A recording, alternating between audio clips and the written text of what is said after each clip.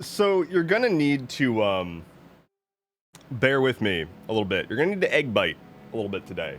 Um, Here's the thing.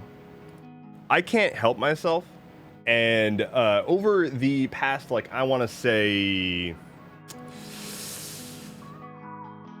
4 days, I have essentially rebuilt my entire stream.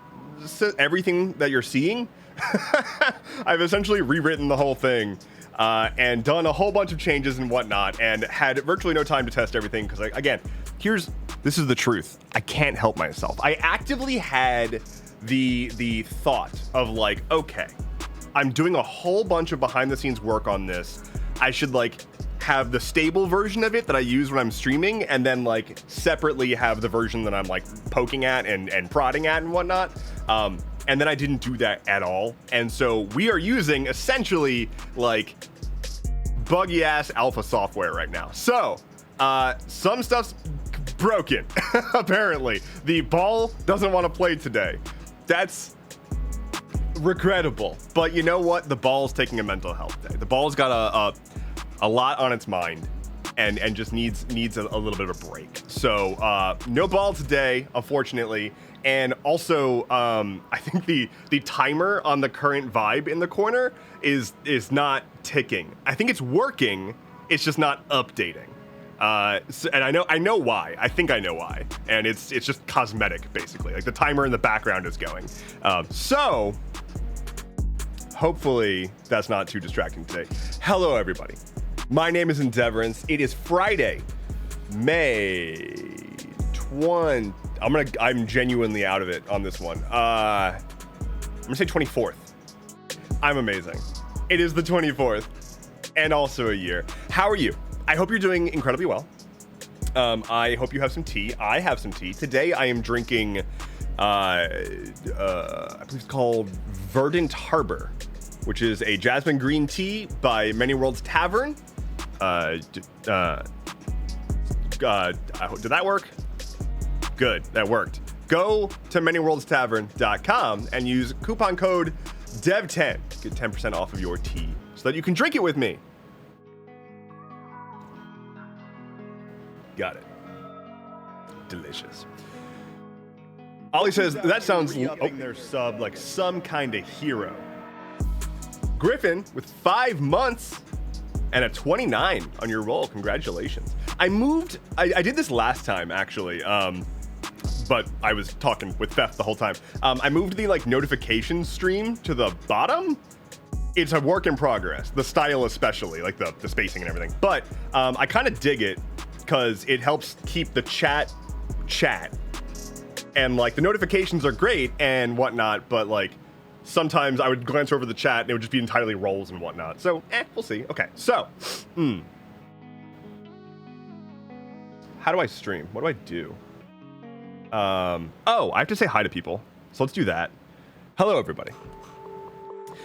First to chat today, who would have been the ball holder, is Kev. Hello. What's up? Shard, hello. Ash, hello. Name, hello. Aradia, hello. Tomato, hello. Liza, hello. Robin, hello, hello. Rooks Runes, hello. Rooks says, Dev inspired me to download and play Palia, and I am so happy with it. I'm glad. It's such a lovely little game. I really, really enjoy it. I'm gonna be playing some of that later today. Hello, Hardly Mythical. Hello, Austin. Hello, Potato. Hello, Former Future Frog. Hello, Ollie. And hello to everyone. All right. Hardly Mythical says, on the road, playing you out loud in the car. Husband suggested I do that instead of straining to listen. Hello, husband. How are you? I hope that the car has as many wheels as is necessary to continue your transportation along your journey. So if it does, congratulations. If it doesn't, I will volunteer to personally be a spare tire for you. Anyway, safe travels. Hello, Griffin, saying loving Palia, late to start, but totally hooked. You don't, yeah, it's like, it's there, you know? Like, I haven't played it a ton recently, but it's just there, and I like playing it. So I don't know. It's a non-pressure kind of game. which is very much appreciated. Name has redeemed Dev rolls dice. Let's do that. I'm gonna do. I like this one so far. I'm already holding the bouncy trans dice, so I'm gonna throw the bouncy trans dice and multiply the result by how many bounces it does. And I'll stop doing this bit eventually, but I like throwing it across the room. Here we go. 1, 2, 3, 4, 5, 6, 7. And it landed on a 7. Hey! What is that? 7 times 7 is 41? The fuck is 7 times 7? I should know my times tables. 49 to doy. I know my times tables. I'm good at number. Jesus, it's been a long time since I've had to think about math. I'm so happy that I didn't. Okay, here's a secret. A lot of people think that programming is math, like a lot of math. No, most programmers that I know don't know shit about math. You only really need like advanced mathematics in programming if you're doing like cryptography or graphics. Like specifically, like when I say graphics, I mean like writing a graphics rendering engine, like the very low level shit. That's when you need like advanced math. Otherwise, you're doing like at most like geometry, like trig, and like addition and subtraction. Lots of addition and subtraction. Programming is mostly logic, and logic is not math. Like those are very different things. But yeah, like I went to college and got a computer science degree, and I had to go up through linear algebra, which sucked, but that's as far as I had to go. I didn't have to go into like Calc 3 or anything like that. I didn't have to do like diffie-q or anything. Like I don't even know what diffie-q is. Like I know it stands for differential equations. Don't know what that means. Don't care. Don't need to care. I pay too many taxes to care about differential equations. So that's cool. Former Future Frog says, oh, Calc 3 is really fun. We have very different definitions of fun. To be fair though, like my definition of fun, like the reason that I've been hacking on all of this so much is because I have a good time doing it. Like my definition of fun is sitting on a computer, silently staring at a screen, looking at text as I make it try to work right for like 10 hours straight. That's...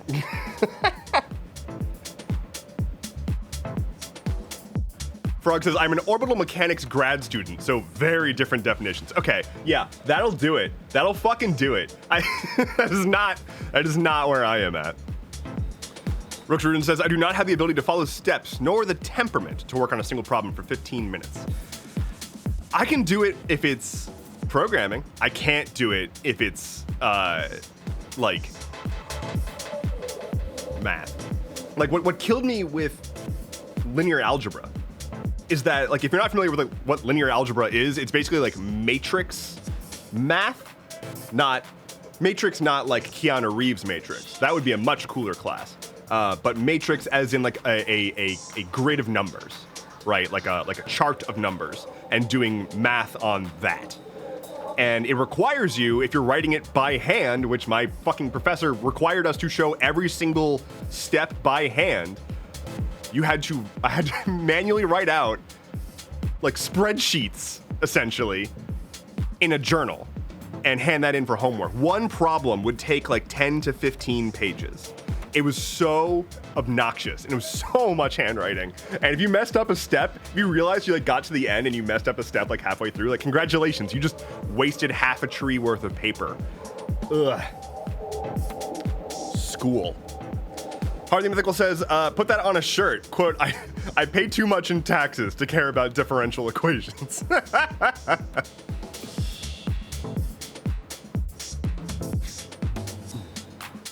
Hello, Sylvie. It says ADHD is going hard. I saw your notification before going to make lunch, and then I tried to remember what I was missing right before opening Discord. Oh, right. God. I feel that. The Everything Enthusiast. Hello, hello. Welcome in. Good to have you. Says, anything by hand sucks. I agree. And, well, okay. I wish I didn't agree. I desperately wish that I was really into like long form handwriting. But bye, Aradia, enjoy your haircut. I wish I enjoyed long form handwriting. I genuinely do. It's a vibe. Similar to reading, I wish I enjoyed reading books. I don't. It takes a very specific mood and book for me to like focus on reading books. I also realized that I forgot to turn the volume on the music down. My bad. Do that for you. I have such a hard time just like sitting and reading a book. I assume it's the ADHD, but I don't know. And here's every time, without fail, thank you, Liza. Without fail, audiobooks is what people say. I can't do that either. That's so much focusing on a thing for so long. And if I don't pay attention to the audio, then like I'm gonna get anxious because I don't know what's going on. And then why am I even listening to this anymore? Why am I not just putting on some random podcast in the background? Like if I'm listening to an audiobook, it's because I want to internalize the story. But like I don't ever have time where it's just like I have a long contiguous period of time that I don't know what else to do with, and I don't have a project that I want to work on. So I'll just like sit and listen. I tried doing it when I had a concussion. I just like sat and listened to some Terry Pratchett for a while, and that was good. But in normal day-to-day life, it's just I don't know where to fit listening to hours and hours of content or sitting and reading hours and hours of a book. I just don't know where it goes. I don't know how people do it. I guess like the thing I always tell myself is like I play video games, and where I would be playing video games, other people find similar entertainment in reading. And like I try to like explain it to myself that way, but it's like I also want to read, but I never want to actually read. So, with concussion, my gods, why? I mean, like I couldn't do anything when I had a concussion. It was like at one time I had a concussion. I was at the worst of my tailbone issues, so sitting was painful, and I had sprained my knee, so I couldn't stand or walk or anything. And like, I just literally, I was just a blob. I couldn't work, I couldn't think, I couldn't look at things, I couldn't stand, and I couldn't sit. And so I just was like a lump on the couch listening to an audiobook for a long time. And it's even that was like mentally, cognitively intense for me still. Boof. Ollie says, where is the boy?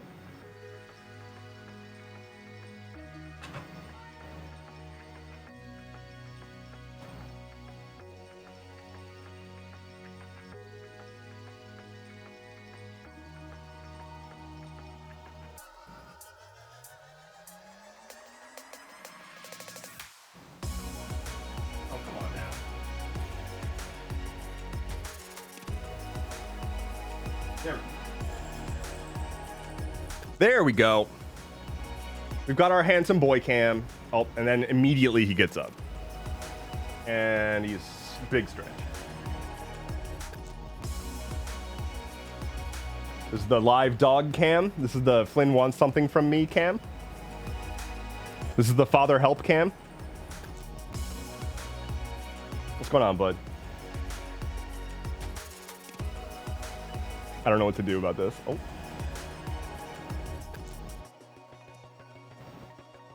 Father help! There we go. There we go. You being a good boy? You being a good boy? Oh, he's like, no, don't pet me. Give me things.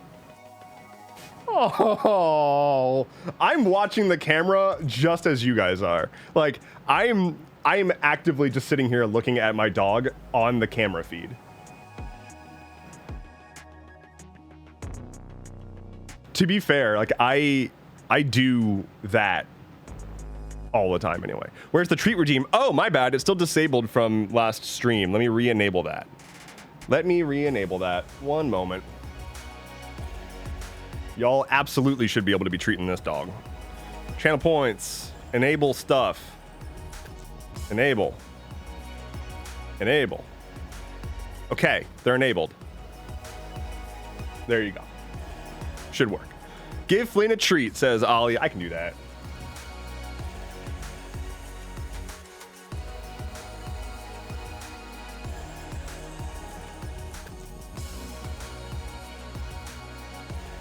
Do you see this animal? Do you see this dog? Like, oh my goodness. Okay.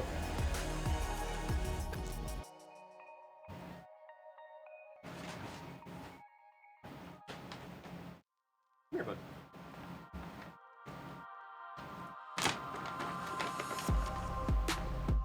This is from Ollie.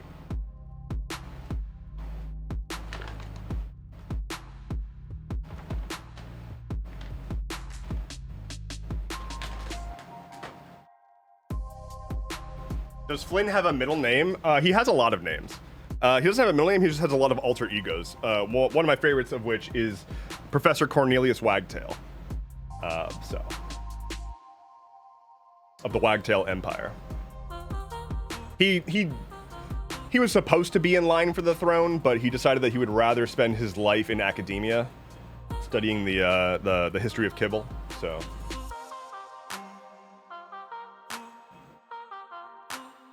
He has a rogue alter ego as well. Flanagan Borkchop, I think, was what we... Yeah, Flanagan Borkchop is his rogue alter ego. So, you gotta watch out for Flanagan.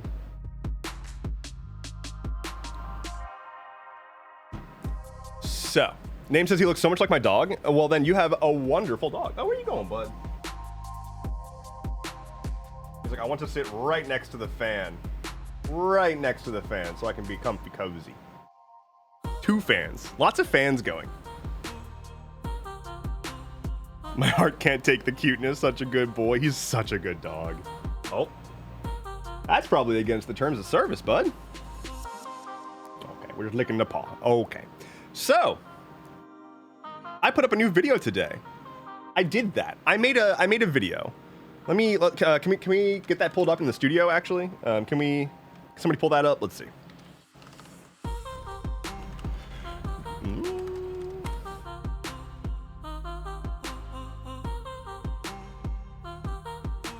What a YouTube channel.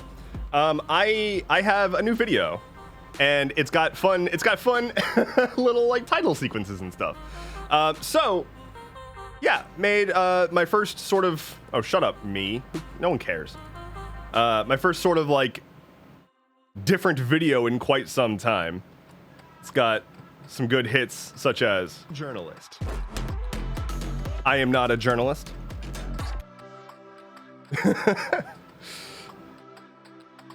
So yeah, I recorded this last night, like yesterday, and like threw together this idea, like literally, I want to say like 2:30 p.m. yesterday. Like something happened. I don't even remember what. I just like read a comment or something that basically like set my mind down this path of like things I wanted to talk about and address. And I've been thinking about this for a while. If you haven't watched the video yet, I mean, like just go watch it after this stream. But the gist is basically like I want to talk about why I'm doing what I'm doing from the stuff keeps happening side of things, like why I frame things the way I frame them, and like how I got here, and like what's my philosophy behind that. Because I promise it's not just I'm a big dumb idiot on a camera. That's part of it, but like the majority of it comes from I want to see the relationship between like news and consumers change dramatically, and that's not going to happen by telling people to consume news differently. It will happen by the news being told differently. So trying to do that. 20, re-roll that. 14, damn, 34. Well done, Liza.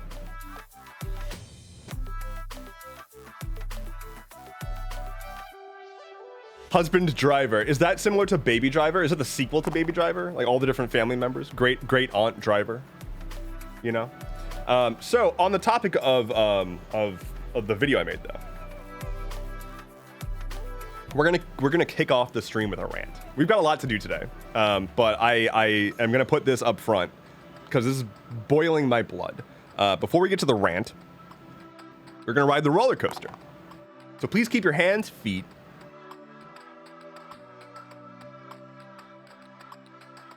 and expectations inside the vehicle at all times as we ride the roller coaster.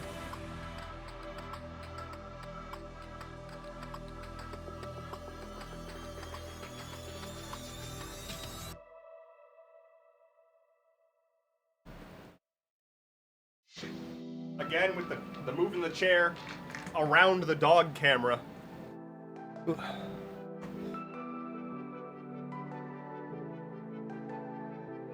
Okay.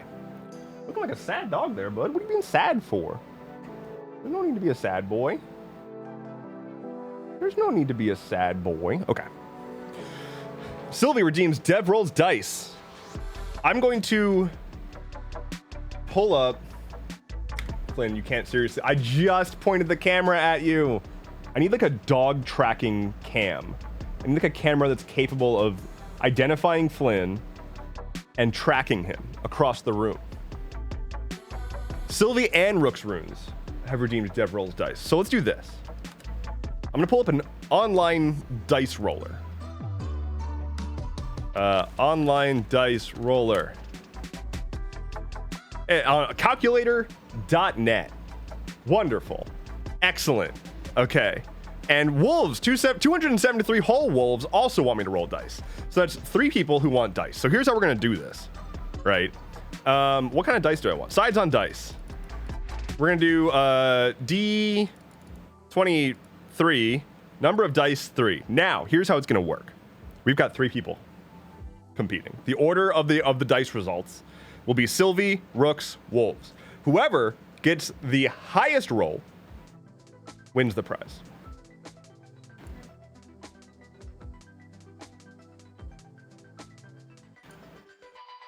And it looks like Rooks wins. So we've got a sum of 38.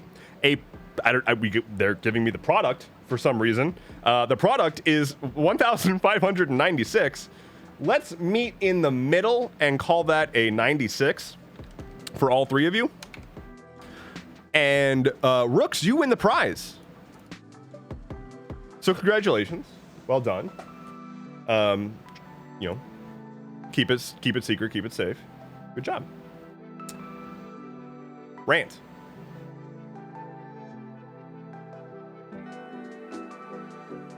What was I gonna rant about?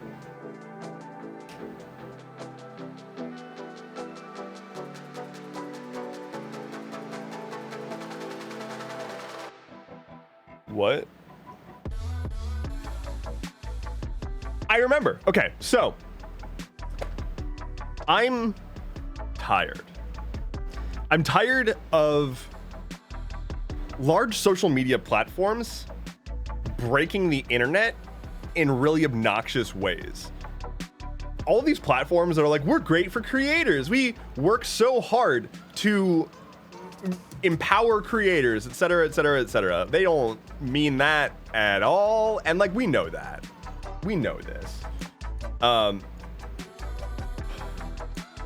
The foundation of the internet, and we're gonna get real nerd for a second here. We're gonna get like deep nerd for a second here. The foundation of the internet is hypertext.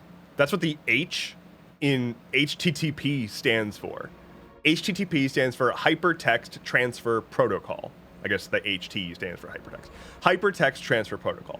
Hypertext is a nerd term for text with links in it. Like text with just like, you know, clickable links to other documents, right? So that's the internet, right? That's just a web of documents. That's all it is. Fundamental to the internet is linking out to other things, going to other websites. Somebody says, I saw this thing here. Here's a link. Click, go to that website. Now you're there. Cool. That is now treated like a bad thing because these massive platforms do not want you to leave their app or website. And that's why all of these apps do that dumb bullshit where if they do allow you to link somewhere, they don't actually go to your browser app. They just open an in-app browser so they can keep tracking you and so that you don't actually leave their app, which no one has ever wanted. No one asked for this. We don't want that to be the case. But ultimately what happens is all of these apps are working so hard to make sure that you can't link to things. I as a creator cannot link people to like learn more information about the stuff that I talk about in like the comments on my videos on most platforms. Some platforms allow some linking, and even on those platforms, some of those links will be intercepted and they will give you like a pop-up saying like, it's dangerous. It's so dangerous to be here. Like, you gotta stay on our website because if you click this link and follow it, we have no idea where you might end up. And you should be afraid of that because we don't trust you to just look at the website that you're going to. It's a lot of bad rolls. Holy God. 4-2-2. Y'all, fix your shit. Anyway, 4 again. We broke. There's a 10. There we go. We did it. We got there. Is it Will Wheaton's birthday or something? And so I find that like I wanted to recently link somebody to the statement that I put out about the ending of the Atlas Loom, and I couldn't do that. This person just wanted an answer to a question, and I was like, well, here's a link, and it's just a blob of text. Like, there's no way they're ever gonna follow that link because they can't click it. So like, nah. But that's the whole point. Is you're supposed to be able to share a thing, and they're supposed to be able to click a thing and follow that to somewhere else. That is what makes the internet, and that's what makes it powerful. And empowering creators would be that I would be able to have people follow my links to other places, but they just don't care about that. These roles are bad. My goodness, Bryce, what are you doing? The other thing that set me off on the like wanting to rant about this was, and it's fucking Threads, so like I'm not putting like, it is what it is, but on Threads, which is a social media platform, I am on it because I am a social media person now, but I by no means would recommend that you have to be on it. But on Threads, their algorithm is so like fucked up and anti you leaving. All of my posts that have a link don't get any traction. All of my posts that don't have a link get plenty of traction. I'm just noticing this pattern. It's just unignorable. It'll be like 3 posts in a row, and like it's like a post without a link, a post with a link, and then a post without a link. The 2 without a link, sandwiching it, are like, I don't know, let's say like 100 likes or something. And the one with a link, 1 or 0.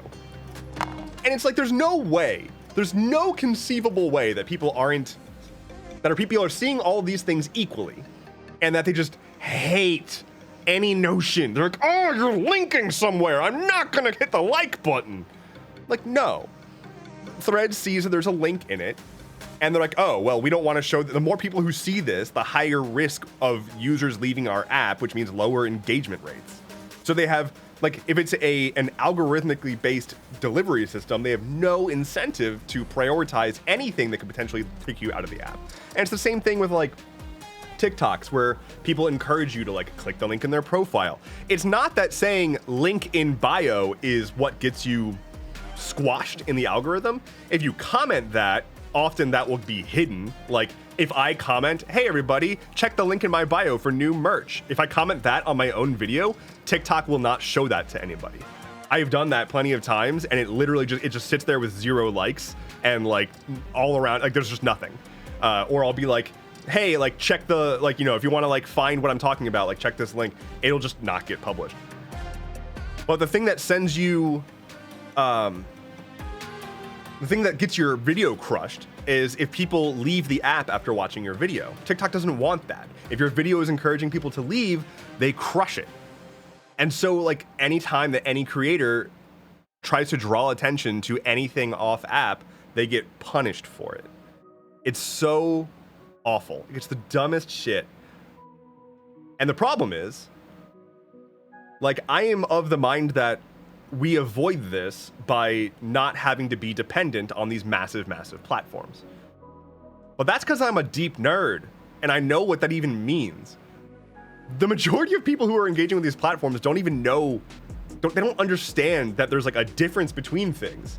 Like, people assume that like TikTok and Instagram are like the same thing or the same company even. Like they're not paying attention because they have no reason to pay attention. Because they've just been, it's been beaten out of them. You just use the app that you use and that's it. There's no further thought about it, which isn't a dig against them. It's just reality. But they've got critical mass and now you just can't chip away at it. They're trying their absolute darndest to make sure that you don't go anywhere. And all it does is hurt the creators and the users, and it's fucking obnoxious.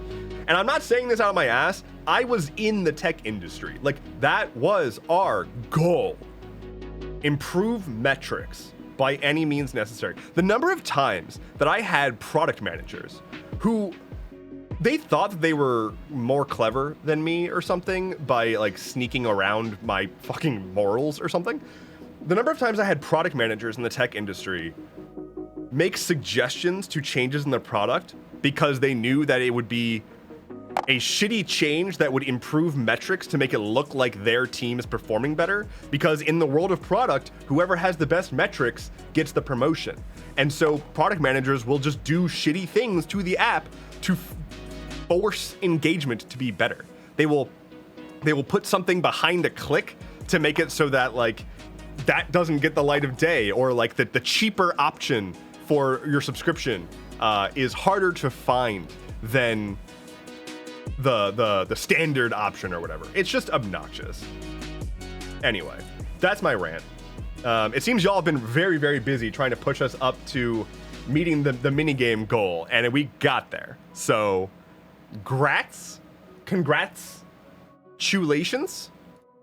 Chat writes a script. Look who's out. We hit it. Re-upping their sub like some kind of hero.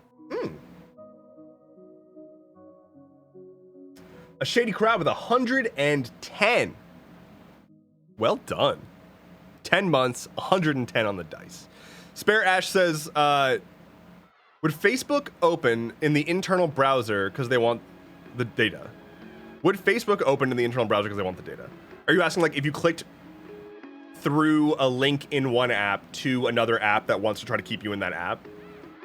I believe, I don't use Facebook, so I don't know. But like, I assume Instagram, if they detected it was a Facebook link, would link you to the Facebook app because that's fine with them. But I'm not entirely sure. I haven't used Facebook since like 2010, I think, is when I deleted my Facebook, or 2009 maybe. So there's that. We hit our goal, and now chat's gonna write a script. Here's what this means. I have no idea where I'm gonna end up posting a thing if we write a script and I record it and all that stuff. I don't use scripts. That's a little fun fact about me. Your boy does not. I can't read scripts. I cannot fucking do it. If at most I will have some bullet points and I will just ramble. So we're gonna see how this goes. I don't tend to write scripts, but we're gonna write a script together. Here's my plan. I'm going to write a essentially stuff keeps happening story, Mad Lib style. I'm going to write sort of like the bones of a sentence until we come to a significant detail, and then chat throws in suggestions and I will pick my favorite and we will continue on from there until we come up with our own news story. And whenever we finish that, at some point I'll record it, I'll post it somewhere. If it's reasonable or funny enough, I will post it on my actual TikTok, but we'll see. So let's do it. Let's pull up Obsidian.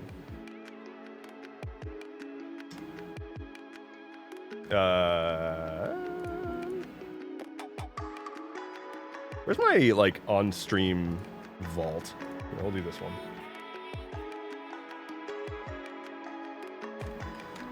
Chat writes a script. Okay. Boop de boop. Bloop, bloop, bloop, bloop. Bloop, bloop, boop, boop. Boop. Okay. Chat writes a script. A screenplay by Chat and Endeavorance. Copyright 2024. Most of the rights are reserved, but we couldn't find all of them. Let us know if you find the rest of our rights. Thanks.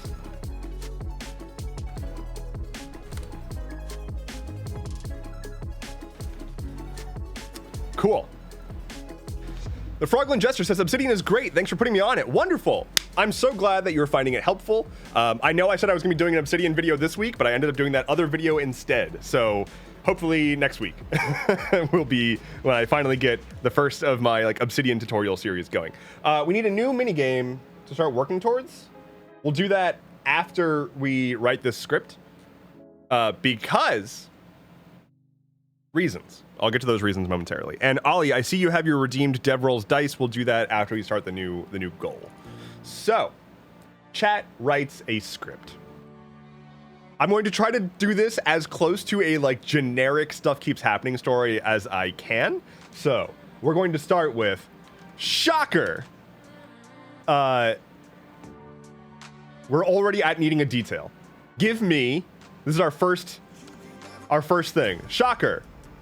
Business or notable public figure?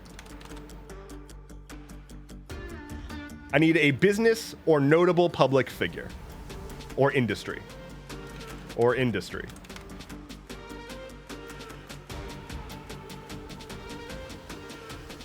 MTG, I'm assuming Marjorie Taylor Greene, not Magic the Gathering. Alexander the Great. I like that a lot. Okay, Boeing. Okay. Okay. Petco. Interesting.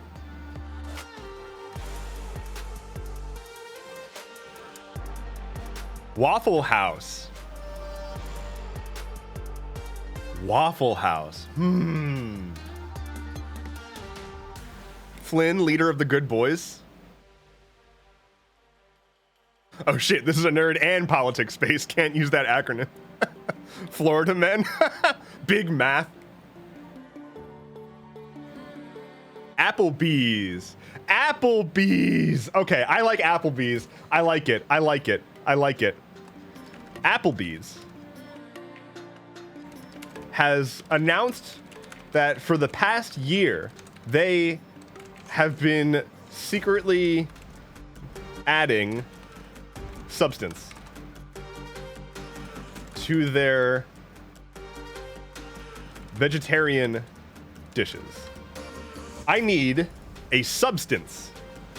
I see bees, mayonnaise. Hello, Ichigo. Bees. Petroleum jelly. PCP. Kev says, gotta go, phone too hot. Literally just today, Kev, I was talking to another creator friend of mine, and I uploaded, for those who are not aware, the video I just posted to YouTube, it's a 22-minute long video. I uploaded the whole thing to TikTok, because TikTok told me I can upload 30-minute videos now, and I was like, ha, that's dumb, and so I did that. And it borderline broke the app. Like, my phone almost overheated trying to upload the video. And then, like, it goes to my profile, and it's just, like, a gray box on my profile because the video, like, won't load. And then it starts, like, flashing and flickering at me. And, like, it was a mess, but it's finally live. So I was talking to a creator friend of mine. I was like, my phone is hot. And she was like, people make fun of me when I put my phone in the freezer, but sometimes you just got to put your phone in the freezer. Okay, bees, lint, PCP, petroleum jelly, mayonnaise. Okay, I like bees. Adding bees to their vegetarian dishes. The development comes right on the heels of the recent controversy involving Applebee's co-founder and what entity was involved in the controversy with Applebee's co-founder? NASA? Cthulhu? Apple? Are you okay, bud? One's coughing. You okay? What's going on? Hold on, I'm gonna check on the dog real quick.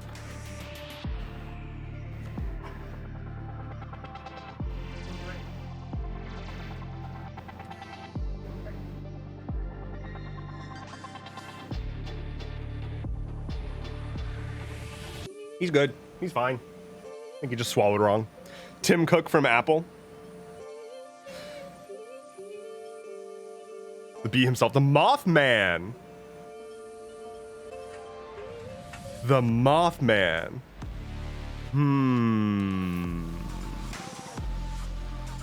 The hash slinging slasher. All right. I'm between Mothman and NASA. Can I get a pulse check in chat between Mothman and NASA? I would do a poll, but just sort of a general vibe.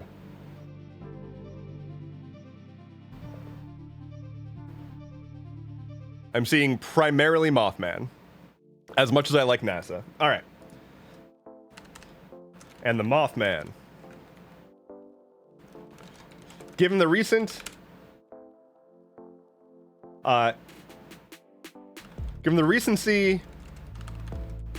of the events. Is that not how you spell recency?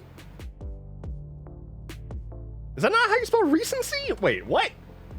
What? What? That's right. Yeah, that's how you spell recency. Get out of here. You're drunk. All right. Given the recency of the events and the involvement of the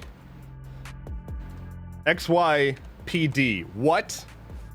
Of the state police department, comma, what state's police department is involved in the Applebee's co-founder Mothman conspiracy controversy that is now extending into Applebee's putting bees? Florida, NYPD, Alaska, the Alaska State Police Department. Does Alaska have a state police department? Miami PD.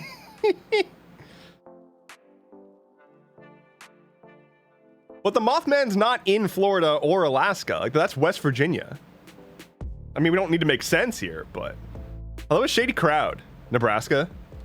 Yo, Nebraska is a... I'm not sure that Nebraska exists, so that's pretty cryptid to me. You can travel. Let's say Nebraska. Nebraska.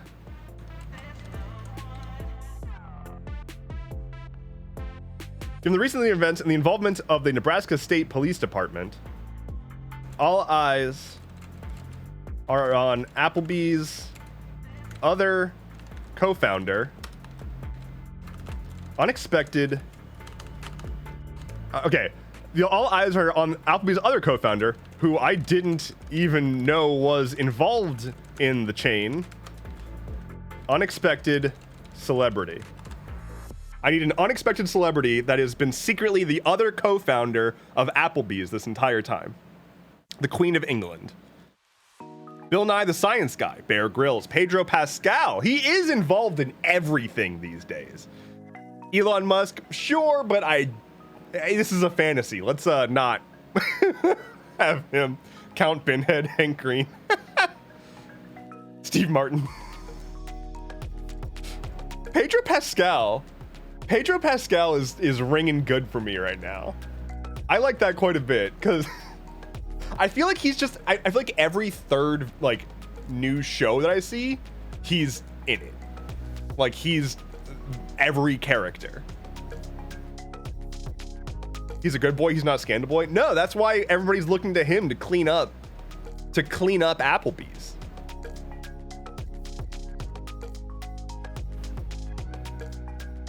Yeah. No, this happened despite him, and he's like, what? All right, let's do that. Pedro Pascal.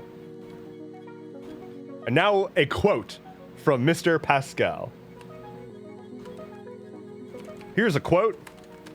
I didn't realize they were putting bees in those salads. That doesn't seem like something you would normally put in salads. I'm much more used to seeing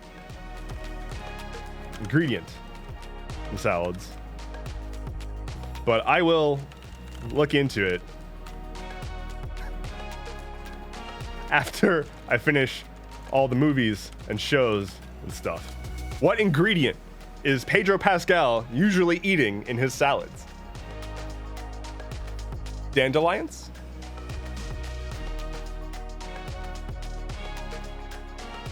Honey? Egg bite. Egg. I mean, egg and salad is good. Egg bite. Walnuts, cannabis, weed, engine grease, strange matter, antimatter, shrooms.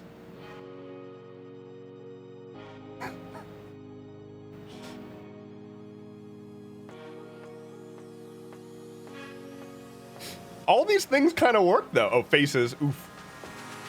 Politically charged moss. Much more used to seeing faces in salads. Oh no. Oh no.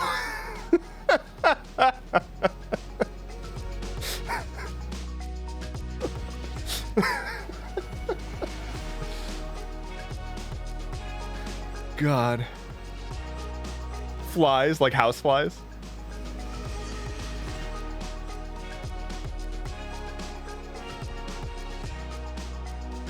I think,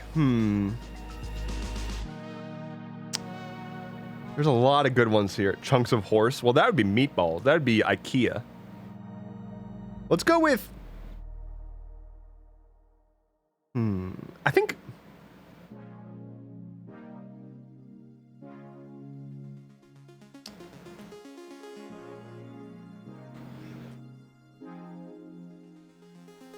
God, all of these are really good. I think LSD, maybe? LSD or...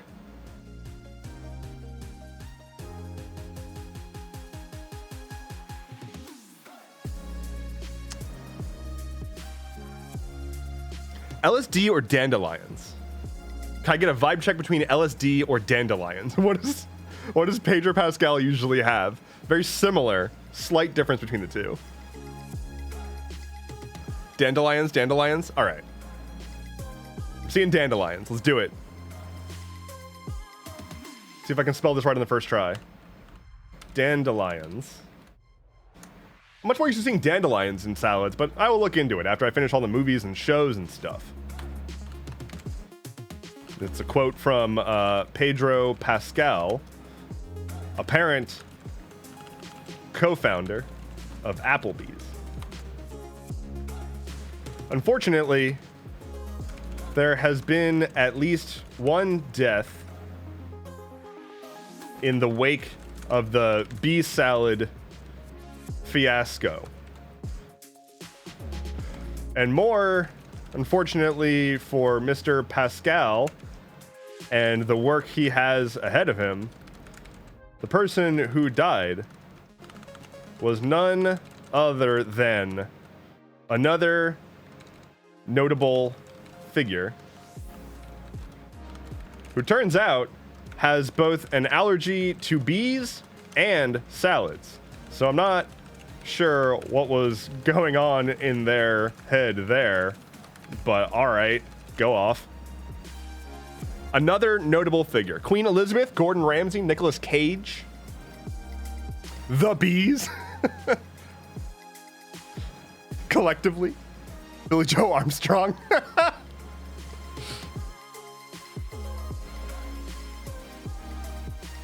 Jerry Seinfeld. Wouldn't be too upset.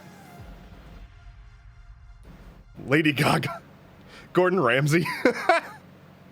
Buzz Aldrin. Imagine Buzz Aldrin dying because he ate a salad full of bees.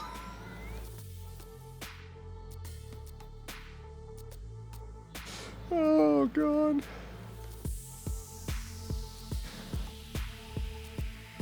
Buzz Aldrin's he's still kicking, right? Buzz Aldrin. Yep, he's still kicking. Still doing it. Archduke Franz Ferdinand.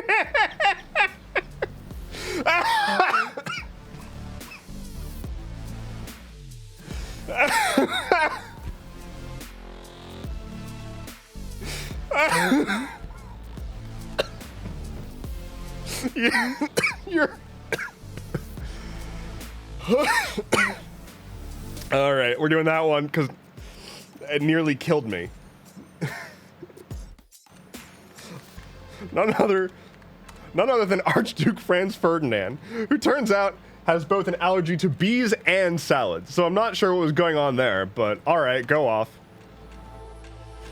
The good news is the good news is that his death is unlikely to cause any downstream effects.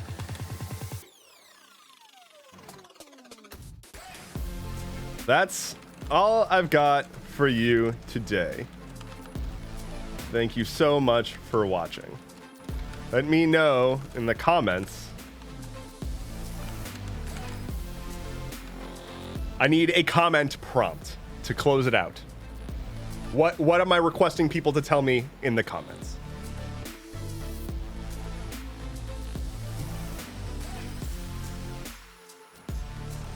Go buzz off. Oh my god.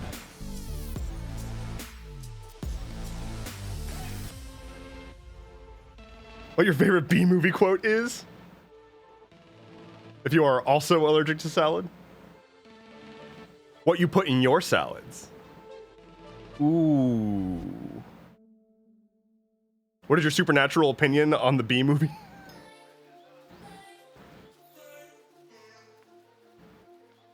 I think I'm gonna take what do you put in, I'm gonna wait like another few seconds here to make sure that people have a chance to submit stuff, but what do you prepare your bees with?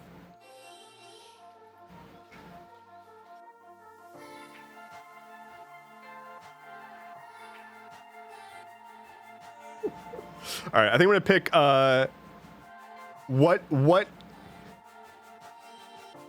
me know in the comments what small creature you put in your salads.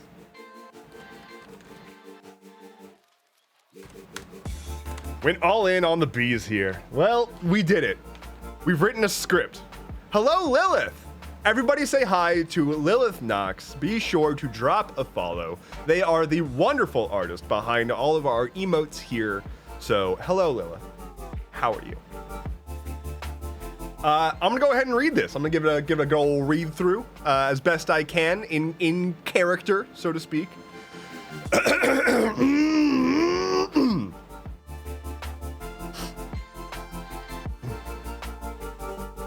Chat writes a script, a screenplay by Chat and Endeavorance. Copyright 2024. Most of the rights are reserved, but we couldn't find all of them, so let us know if you find the rest of our rights. Thanks. Shocker! Applebee's has announced that for the past year, they've been secretly adding bees to their vegetarian dishes. The development comes right on the heels of the recent controversy involving Applebee's co-founder and the Mothman.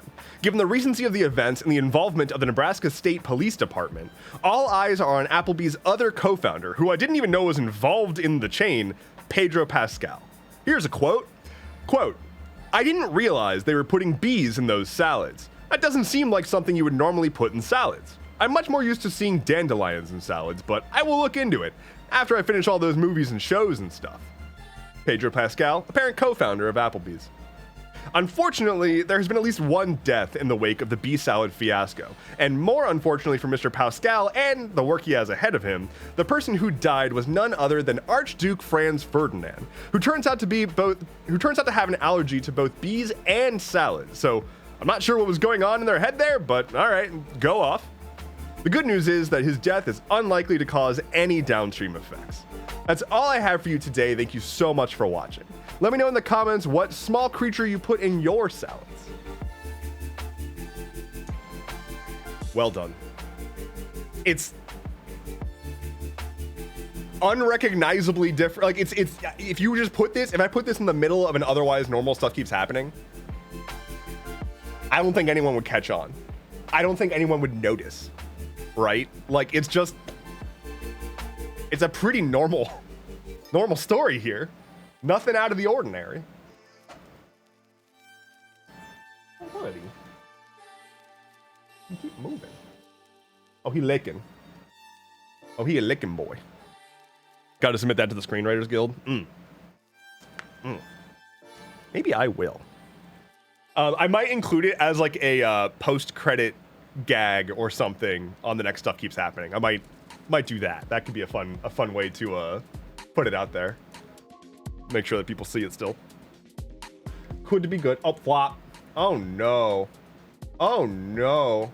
He flop. He's super flop. Look at that. Look at that flop. It's good form. Stolt says, so how many of the stories do you just make up for content? I don't have to. I don't have to make up stories for content because there's too much dumb shit happening. It's out of control, y'all. Former Future Frog says it's EP time. Sylvie says just this one. I mean, there was that one April Fool's where I made up, or I didn't make up stories. I found stories from the past and told them as if they are happening currently.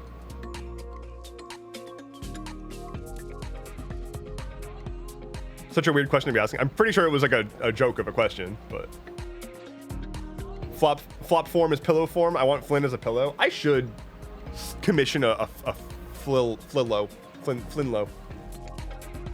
Got a report on the Onion story. The Onion is popping the fuck off. If you all are not aware, by the way, the Onion is now do good at. They are pulling a dropout. Like the people that have been like the good people at the Onion, like the Onion has been atrophying. They've been like the company itself has been passed around from like holding company to holding company to holding company, and they have just been atrophying. Like they've been like really dropping in quality. And then they recently announced that like the employees bought the company back for themselves and are going to bring back all the stuff that people actually like and like do being funny again. And so like the Onion is actually like already, it's really good again. There's been some really good shit. Their coverage of like Israel, the genocide and everything, it's been spot fucking on. It's been so good. They are like, they're just putting out headlines that are, let me see if I can, I'll just pull up something. Let's see. Instead of trying to remember, theonion.com.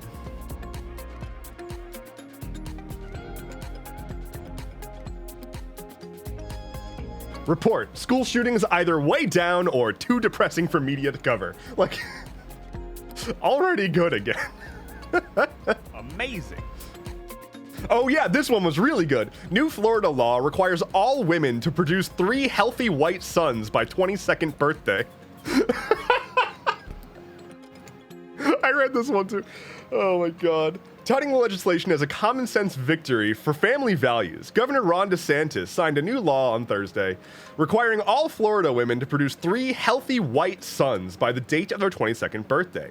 Quote, the production of white daughters will not be penalized, but they will be seized by the state for the production of white sons, said DeSantis, who clarified that regardless of the race, ethnicity, or religious background of the mother, all sons would be required to be both white and raised in a Catholic household. 3 is the bare minimum. Despite what the virtue-signaling left-wing fanatics are espousing on CNN, this requirement is actually quite fair and attainable. Whether the Florida women and girls choose to get started at age 15 or 19, they will have plenty of time to comply. At press time, DeSantis added that a miscarriage counted as -1 white sons. So they are bringing fucking heat right now. It's really good. Oh my god. Sky says, yo, Dev, a little late, but I got news. The interview I had last week went well enough where I got my offer letter today, and as of now, my start date for the new position is June 17th. Congratulations, Sky. Can we get some hype? Can we get some hype in chat for Sky landing a new job? Congratulations. Fuck yeah. And also enjoy, I mean, are you gonna, here's the big question. Here's the question.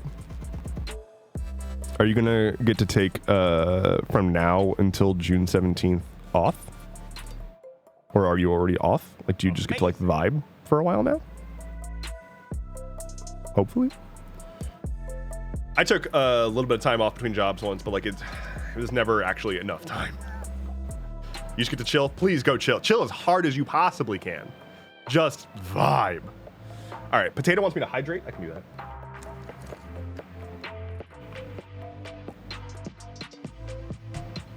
And then I owe Ollie a dice roll, but I also owe all of you a new goal. But here's the thing. If this works, which hopefully it does, I wrote this 10 minutes before going live, like many things I do. I made it so that we can set the goal to whatever we want now. Instead of having like a queue of pre-made goals, it's just on the fly. So let's see. What would be a good goal? How about...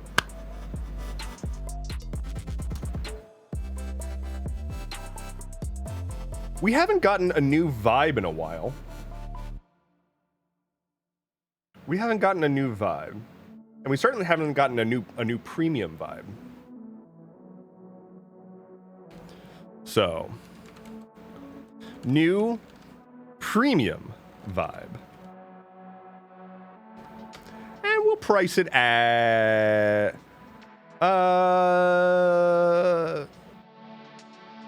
2133. We're already 138 points on the way there, so well done. And Ollie, Dev rolls dice. Okay, I can do that.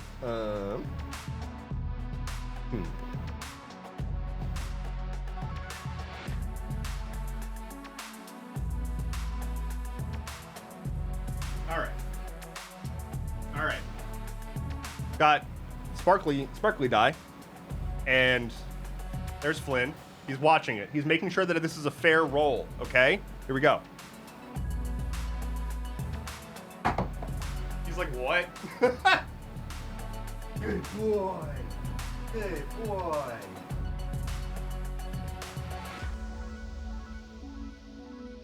Good boy. That was a 16. And a hell of a thunk.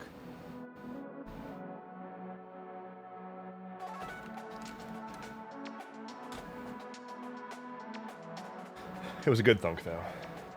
We liked it. I have so many more things on my stream topics, but the last thing on my stream topics is Palea, so we'll get there. Let's tear through some of this. I got things to say. Got words for you. Big pet dice for Flynn can roll. Flynn has a D20 actually. It's somewhere, but we've done that before actually. It's like a D20 feeder toy, so I can put like treats in it, and he'll just like roll it around trying to get the toys or the treats out. It's lovely. I like it a lot. The next thing I have on this list is World Building Wednesday topic ideation. So, I am really enjoying World Building Wednesday so far. I hope that for anybody here who has been hanging out for it, that you have been as well. But I have the goals in my head for World Building Wednesday is to do a whole bunch of different stuff in the realm of world building. So it won't always be building a world. It won't always be interviewing somebody or talking with somebody about world building. But it can be basically anything in the space of world building. So, for example, one of the things that I want to do on a World Building Wednesday, possibly this next Wednesday, depends on whether or not I have a guest, but I want to do, instead of like building a world, build just a magic system. Like only build, like abstractly build a magic system that can be dropped into another world. Sort of like modular stuff. So my question to you would be, what is something that you would be interested in seeing sort of like a deep dive stream on in the space of like building out a setting, building out world concepts, things like that? If you have anything in that general space, I would request that you post it in either here, and I'll like try to copy down the note, or into the Dev Streams channel on Discord, and I will collect all those recommendations after the stream. So that's my call for topics. Thank you for coming to my TED Talk. Bryce,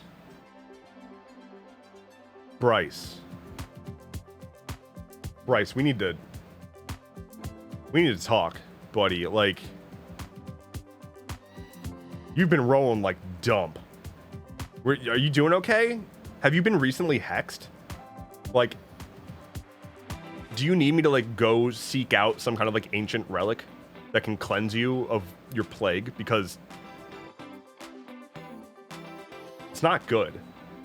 It's pretty bad right now. Former Future Frog says, ooh, can we do one on how to intertwine gods and stories? Oh, I like that. I need to go on a soul-searching journey. I did some soul-searching once. Don't care for it. Go put your dice in the moonlight.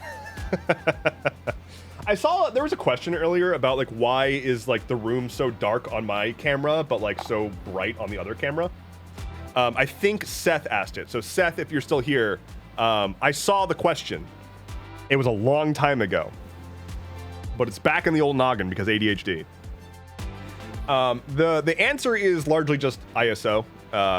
This camera's ISO is dropped quite a bit because I'm flanked by light. I have so much light on me right here that if I didn't have this camera dropped, it would just be blown the fuck out. Whereas that camera it's just used in so many different situations. I have it at a much more neutral ISO because I can't account for the specifics of what kind of light intake it's going to have. Put in another way, this camera is dialed in to look a certain way. That camera is just for whatever I need it for, and sometimes it's brighter. It's actually fairly dark in here, especially when the vibe is set to trans, camp, or druid. The overhead lights dim quite a bit to help the colors come through. So it's actually like fairly dark outside of like this one spot that I'm in, but I've got a big box light right here. Like you can see the light on my hand, right? You can see that. And then same with over here, you can see the light on my hand. It's right sort of behind the camera, off to the side a little bit. But over here, I've got actually I can show you. I can show you with the power of cameras. Amazing. Amazing. I've got, so that bright spot right there is a key light. It's just like a big panel light thing. And then there's the light box that I'm talking about. So I actually have two of these light boxes that I use when I'm recording for like Stuff Keeps Happening or anything at my tripod. But then I just turn this one to face here when I'm streaming, because why get more lights when you can just reuse the existing lights? Yay. But yeah, this is a big, bright thing right on me. And it is a very wide monitor. It is not small. It's large. And I very much like it. Have to say. Was not expecting to be an ultra wide boy, but I am an ultra wide boy.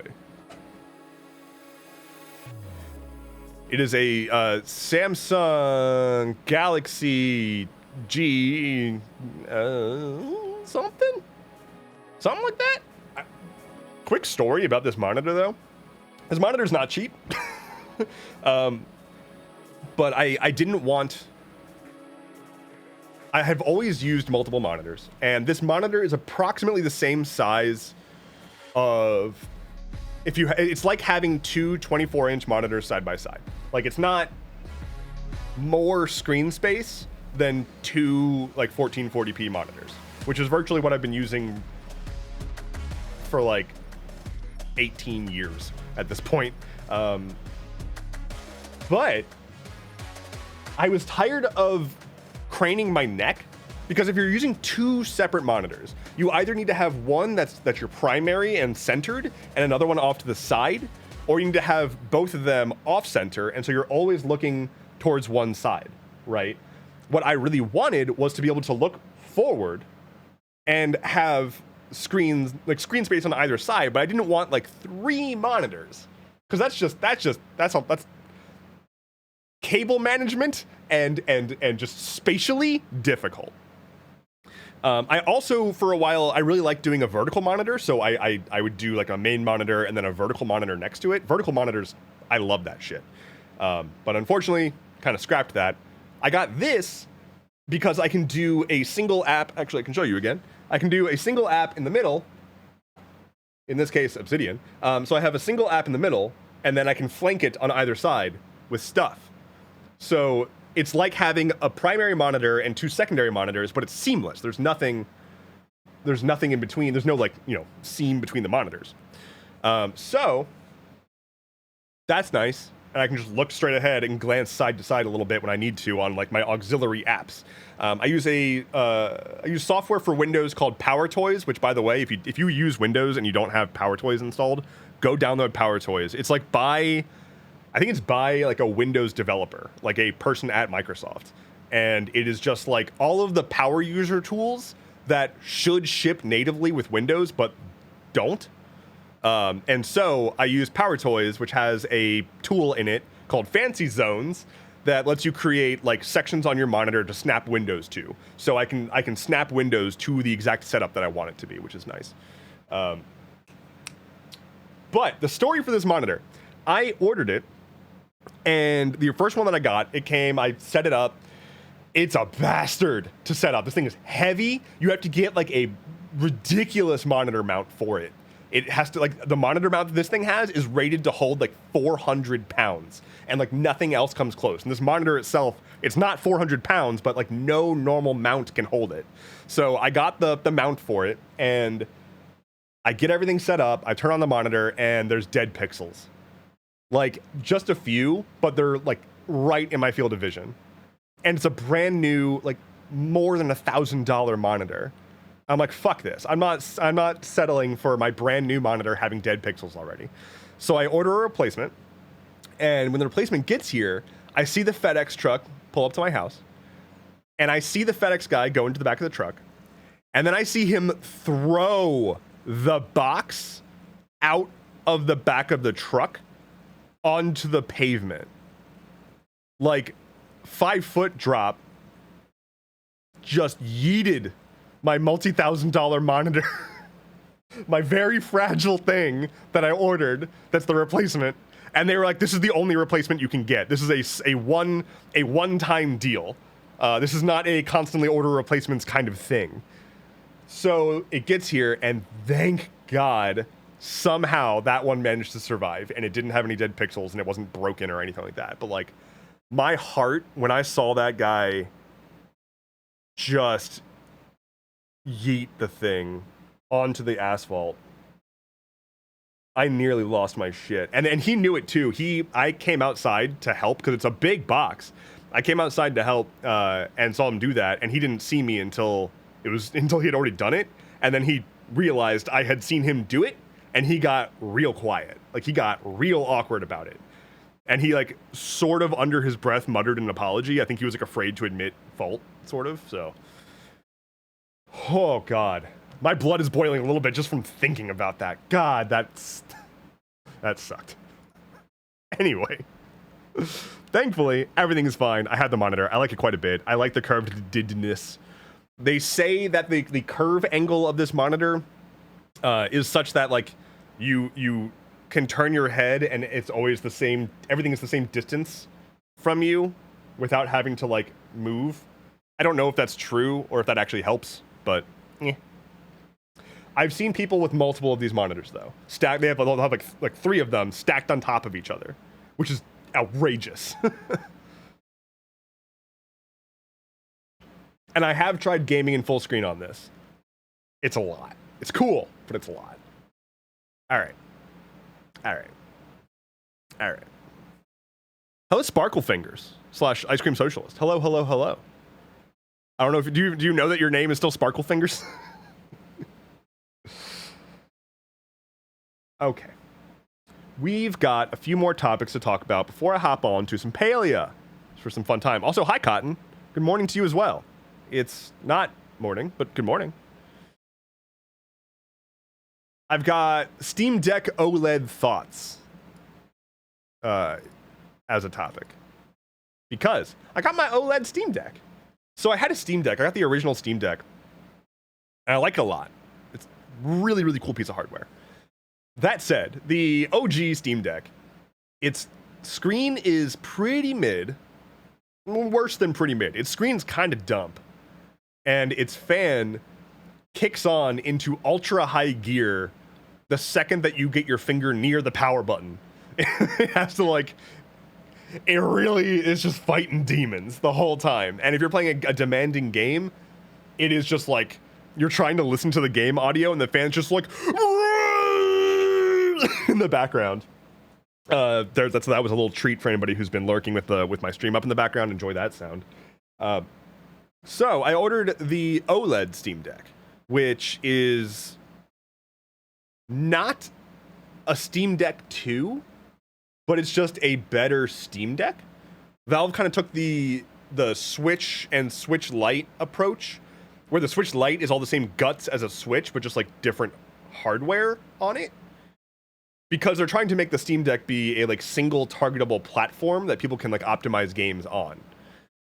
And so the Steam Deck OLED, it is like the exact same thing, but it just has a much, much nicer screen that can do a higher refresh rate also, and a much, much quieter fan. Like, hilariously so. I had them both running Baldur's Gate side by side, and like, the original one was like screaming at me, and the new one was just like, I'll be over here if you need me. I'm just cooling off.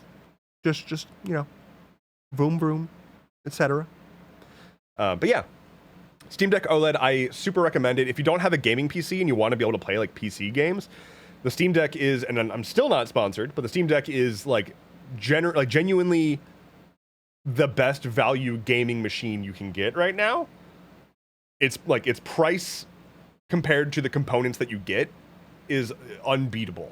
It's truly ridiculous. You can play Baldur's Gate 3, you can play like new AAA games run on this handheld device that is just a few hundred bucks. I'm not trying to minimize the fact that it's still a significant purchase, but like compared to a multi-$1,000 gaming PC,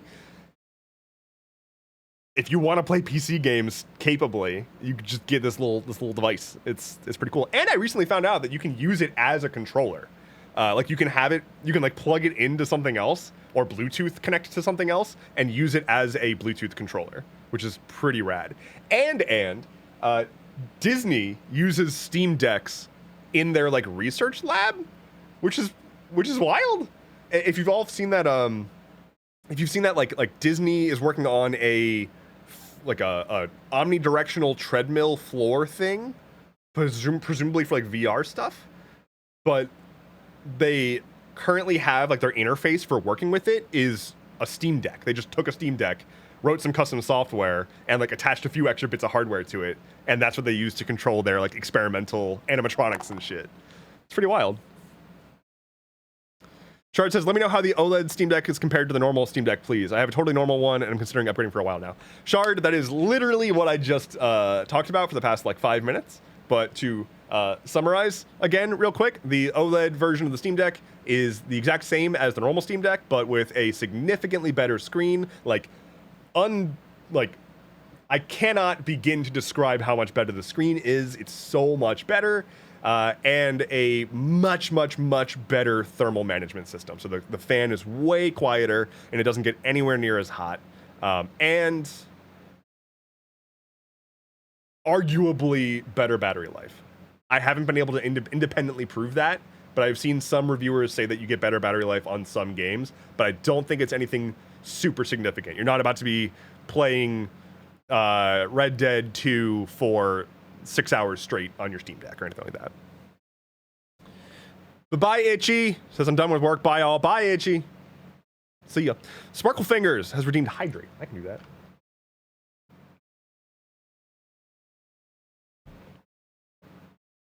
Shard said, sorry, I thought you said you ordered it and haven't gotten it yet. I'm sorry. No problem at all. No problem at all. All right, let's tear through these next things because I want to play some Palia. Okay. Speaking of gaming. Baldur's Gate. So, I've been playing a Dirge run, a Dark Urge run. If you are not a Baldur's Gate player, there is a route that you can take in the games. Like when you start the game, you can do a custom character or an origin character. An origin character is a sort of like pre-made character with a more high-touch story. They have their own dedicated background, their own dedicated like stuff that happens to them that's like unique to that character. And it's normally like all the origin characters are all the people that you can recruit to join your team. But there's an additional one called the Dark Urge. And the Dark Urge is essentially just like their story is, I am plagued by a compulsion to kill. Like, I just need to kill everyone. And I don't know why. I don't know what's causing me to do this, but I need to get a handle on it before it overtakes me again and I kill. And it's really intense. And it's really intense. But in that run, I'm pretty evil, right? Like I have my I've been like recruiting people to my team who are like the evil aligned characters. One of whom is Minthara. So I don't think this is hopefully not a spoiler that you can recruit Minthara. But Minthara is a drow elf who is one of the like first sort of boss-like characters you fight in the game. But if you spare her, you can ultimately recruit her later on. But she's still like evil aligned.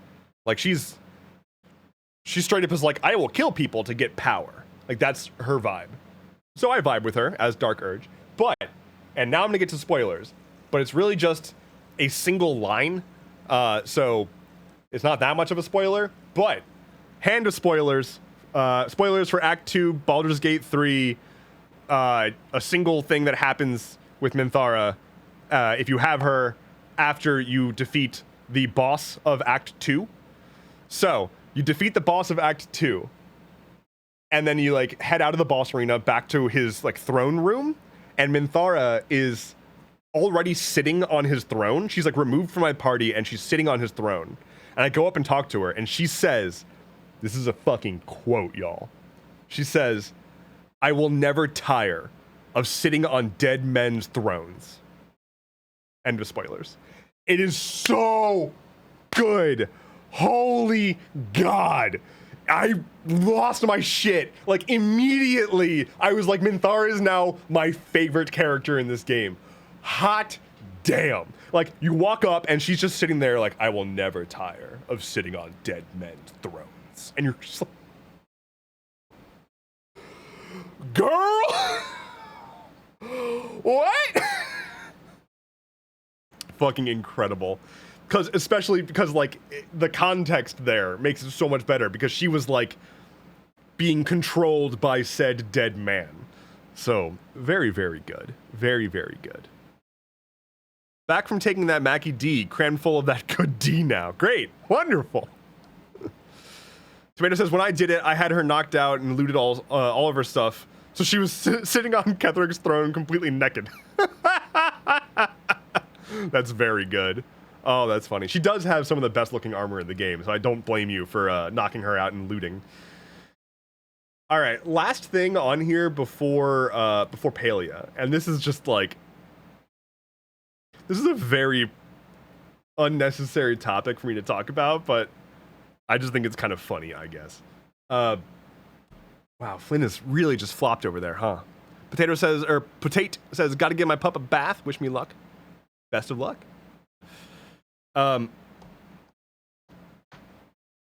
Gym memberships.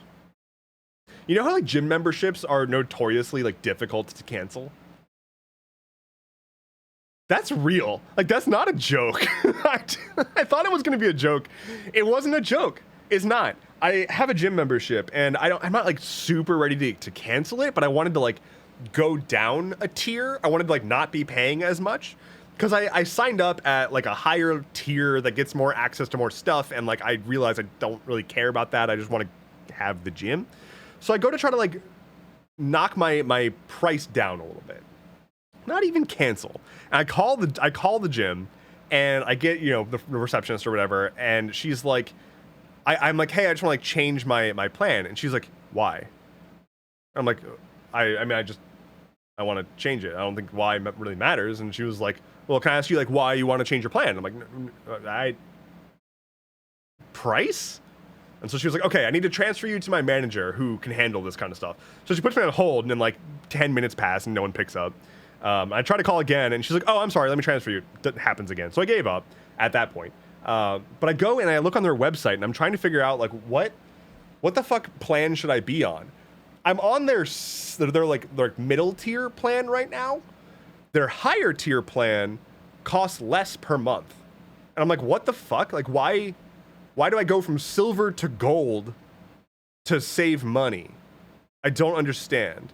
And then I look, and there's a tiny little asterisk that says that if you go from silver, which I'm on right now, which has no contract, it's just month to month, gold requires you to commit for at least a year. So you can only save money by going up in plan by committing to a year. So you have to pay at least a year's worth of dues, or I guess if you break, you pay extra fees for breaking the contract or something. It's the dumbest shit. It is absurd. Someone took active steps to make this as difficult as possible. It's like the most dark pattern shit you can imagine. And like, of course, you like on their website, I can log in. I have like, I have their app installed. I'm logged in on their app. It's like, here's what your current plan is. And I'm like, cool, I want to change it. And they're like, too damn bad. I guess deal with it, bitch. And I'm like, oh, okay. And it's like, oh, you want to change or manage your subscription? You have to like email or call specifically this place. And like, I'm pretty sure illegal, or they're trying to make it illegal. I think in some places it's literally illegal to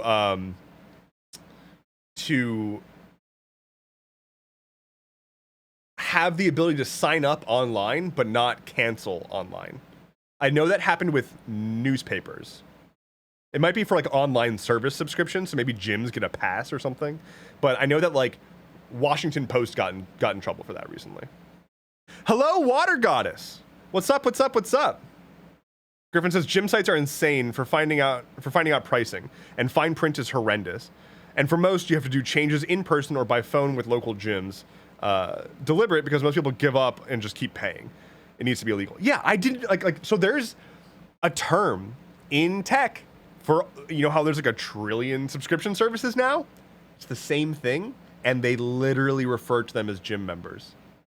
Like, they literally refer to, like, there's a contingent of users that you don't want to poke the bear, right? You don't want to remind them that they have a subscription. I was in meetings where I was putting together an email to go out to a bunch of users to let them know about like a change or something. And I was told, I didn't do it, but I was told to carve out a certain chunk of users because emailing them might remind them that they are still active subscribers, and then they would unsubscribe, and that'd be bad for our bottom line. It's wild. Mo says, yeah, I absolutely had to sue Golds to get mine canceled. Fuck, because that's the gym that I'm dealing with right now. Cool, great. Anyway, I was considering just like I actually, if anybody here has experience with this, my plan is this weekend to go out and get a set of those like adjustable dumbbells, those like dumbbells you can like change the weight from like 5 to whatever pounds, and just get like a cheapo bench like from like Craigslist or something, or whatever, and just convert my workouts to at home, because I can pretty much do all of the workouts that I do at the gym with just, I can replicate almost all of them with dumbbells somehow. So like, I figure I could just do a one-time purchase and have a little mini home gym, or keep paying forever. And I'd rather not keep paying forever. Robin says, the only time I ever gave a stranger the finger was when I was trying to cancel my gym membership, and the guy was so obstructive, I was livid. Jesus Christ. His with the power or something or other. I think that might be what I'm going for. Aquili, hello. It says, I'm trying to get rid of some adjustable dumbbells. I don't think I live near you. Well, I appreciate the thought, though. Griffin said, sometimes you can get credit card company to cancel on their end. Yeah, that's a good point. And one of the other things is that the gym gives you a discount if you sign up via ACH. Like if you use ACH to do payments. ACH is, if you're not familiar, a bank-to-bank transfer, basically, like a wire transfer, essentially. I assume they do that because it's a lot harder to cancel then. That would make sense. Because a credit card company, in theory, the point of a credit card company is that they can be the middleman between you and the purchase so that you have a little bit more safety if you get screwed over or scammed or whatever. So, just have your card frozen so the payment fails. I really should have used... This is a tip, by the way. Check if your bank has digital debit cards. The bank that I use for my LLC can generate digital debit cards and put restrictions on them.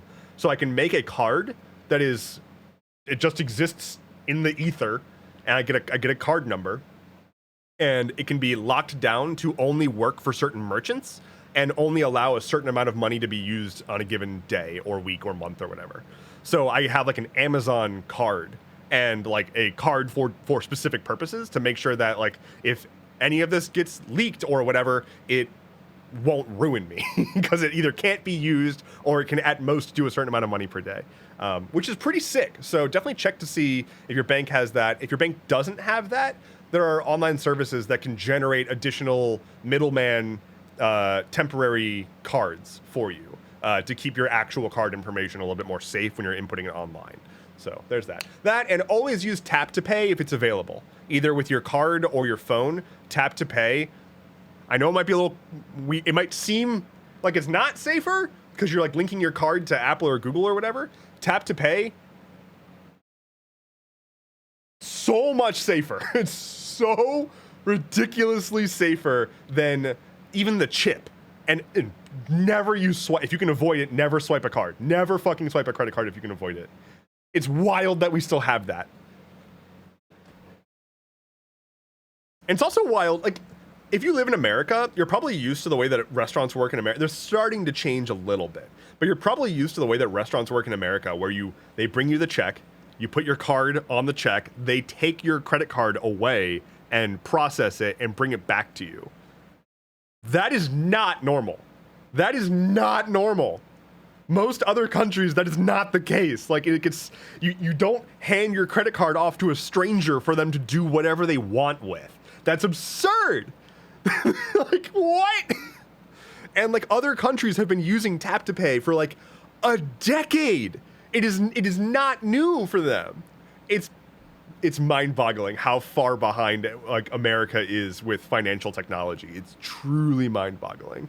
And then we see people like America made the slightest movement, like the Fed took the slightest movement towards having a centralized interbank transfer service so that we can get rid of the trillion different middlemen financial services that are all scraping money off of every individual transaction.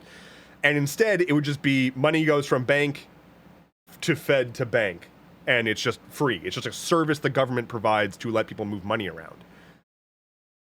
But then, this is America, and people are very tinfoily here, and those entrenched financial services are very good at using their PR teams to spook everyone into being like, but then the Fed will know everything about you.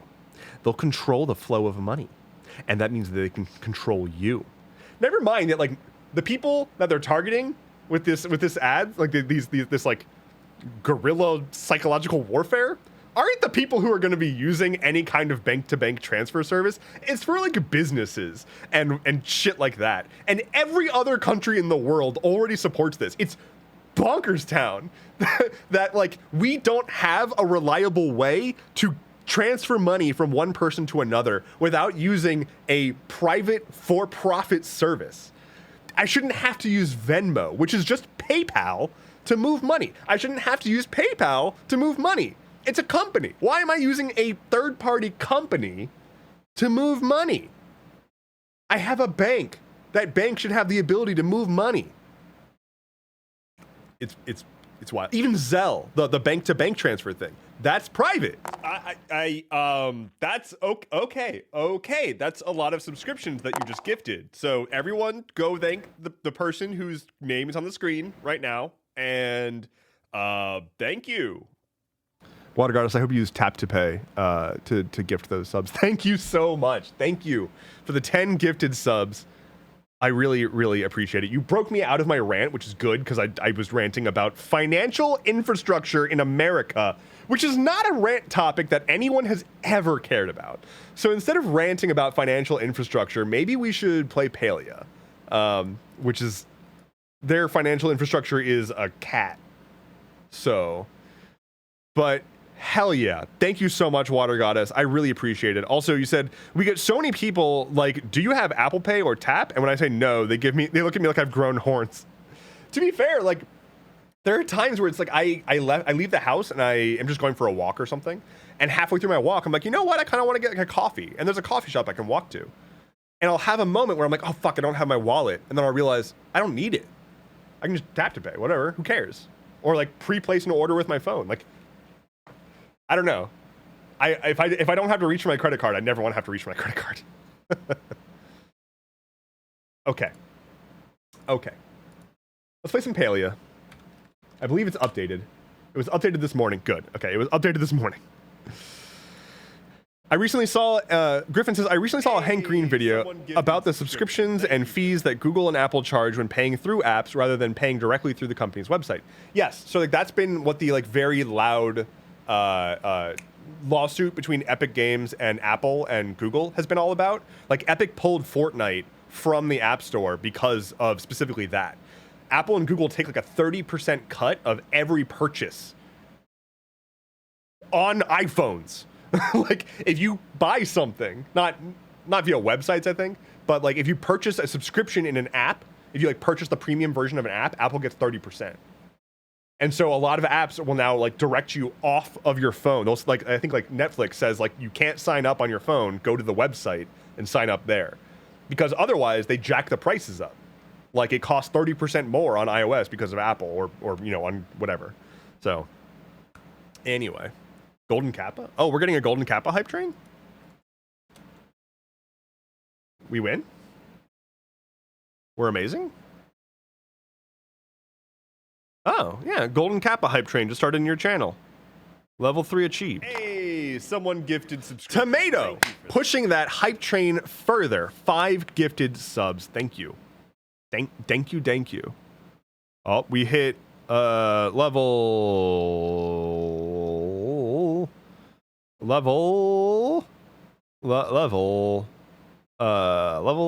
4. 5. We hit level 5. Hey, someone gifted subscriptions. Thank Ollie for that. With a gifted sub.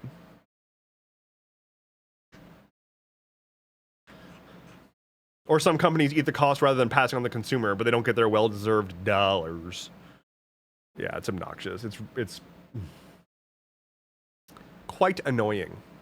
Yay monopolies. Yay again. It's again like a lack of financial infrastructure. So Apple's like, but we made it easy for you, and also the only option. Okay, let's launch the video game. Well, actually, first let's change the stream info. Let's see. Building furniture. Building furniture? Going hunting? Fishing? All at once? Paleo time. Change the game to Paleo. Done. Okay. Launch. So much clicking I have to do. Oh, we haven't had music in a while, huh? Whoops. I'm not on top of shit today, y'all. It's not.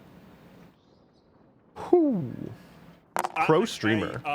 That's okay. Okay, that's a lot of subscriptions that you just gifted. So everyone, go thank the person. Hey, dear name is on the screen. Fucking right God. And thank you.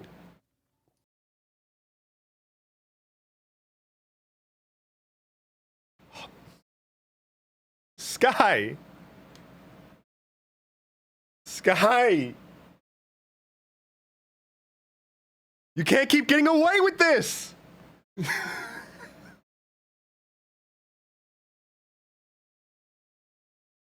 Ooh, Dev swear. I swear constantly. Do I not swear constantly? I'm so used to swearing constantly.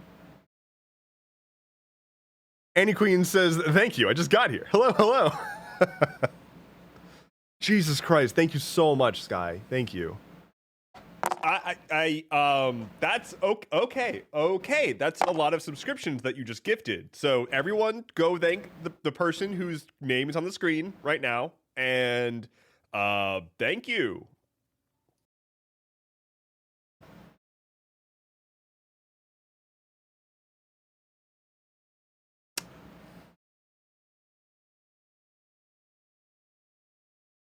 Hey, someone gifted subscriptions. Thank you for that. Water Goddess, thank you so much for the 10 gifted subs. Coffee Mom with a gifted sub. Y'all are so... Thank you. I'm gonna paleo at you as best I can. Look at my good boy, by the way. Look at the outfit. Check the fit. The fit is real good. The fit, good. I'm an admiral. Please refer to me as Admiralson.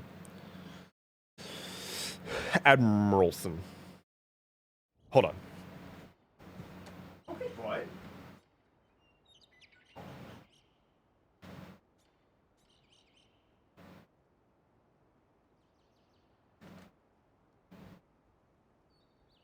Admiral Eggbite, reporting for duty.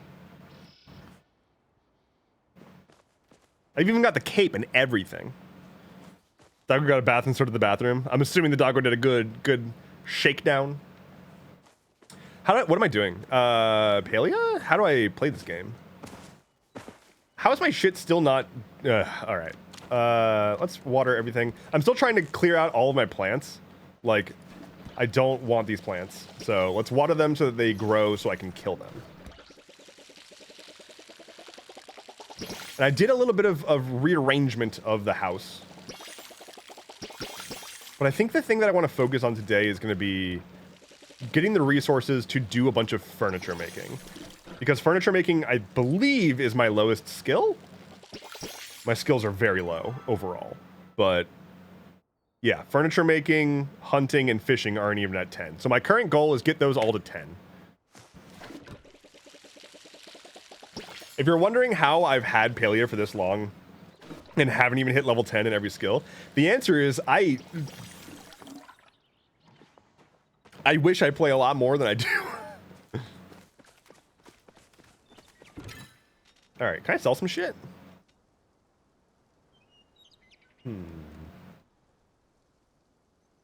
Mo says, my boy kitty, Dax, keeps getting called, or gets called Captain Wiggles when he has the zoomies. Except he jumps in a box, and that's when he's Admiral Wiggles. Oh, shit. Oh, shit. Royalty. All right, let's make some Pallium. Hello, Nyx. I am playing Palia. Put this stuff away. Let me clear my inventory out because my inventory is full of garbage. Hello, Sylvie. What's up? Welcome to the plot. Oh yeah, I was trying.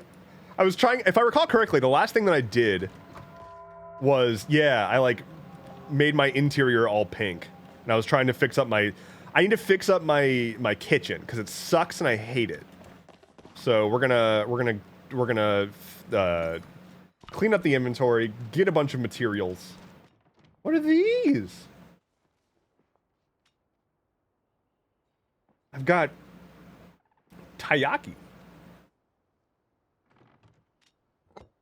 Okay, cool.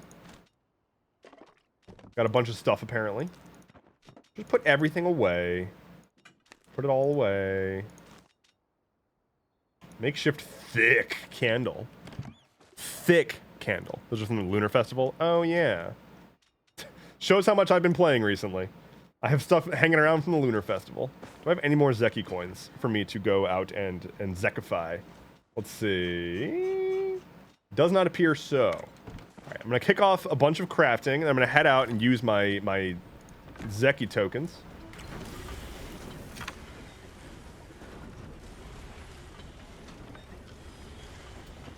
Is this just like busted? Okay, that was just busted.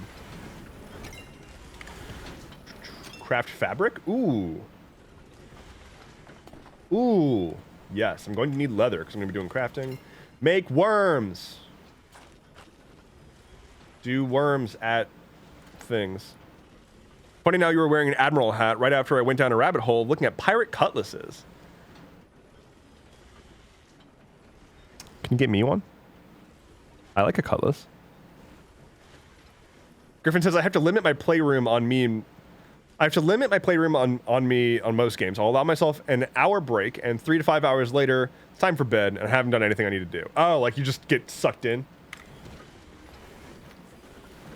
Worms. What do the worms want to eat? How about meat? And how about wheat? That's rice. Whatever. Can I get an expert home developer streamer's opinion on my house rework? Let me use my Zeki coin, and then I will come to your plot, and I'll perform a thorough inspection. I'm the house inspector. I'm going to inspect if it's ready for sale. The hype train ended at level 9. Thank you all. Thank you. And we get the golden kappa emote for 24 hours. So that's exciting. Only if a friendly duel is included. Ooh, it's pretty. Oh, it's pretty. Oh, there's flowers. It's pretty and there's flowers. Yo. I did not realize.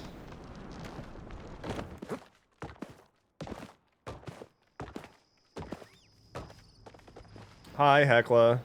Greetings, human. What's your... Wait, what did you want? I didn't see. Oh, well. Some kind of fish, I think. Hi, tell me what you want. I need to do getting people stuff, too. Hi, Clary. No, not you. You're very eager. Okay, what do you want? Rarely get a chance to leave the library for food. Good God. Partial to the taste of fish, as long as it's not too fishy. A redfin, something like a redfin will hit the spot. Okay. Stay out of the forbidden section. Admiral Eggbite, the home inspector.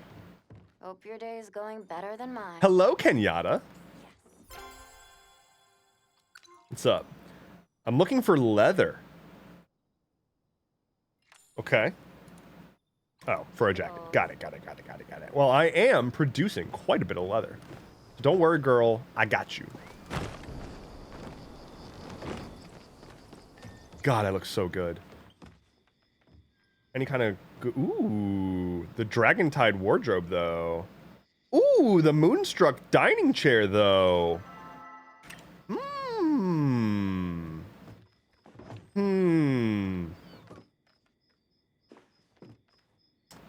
The chandelier is very good. Oh, the loot. Wait, the fountain. Getting it. Okay. Look, let me explain. It fountain. End of explanation. I think I've explained myself pretty thoroughly there. Got my lucky box. It had potatoes inside. Cool. All right, Sylvie, I'm gonna head back and place my fountain, and then I'm gonna come perform a thorough inspection. Bone gore. Am back from my bad cell service again. Bone gore. Money well spent. It was money well spent on a very good fountain.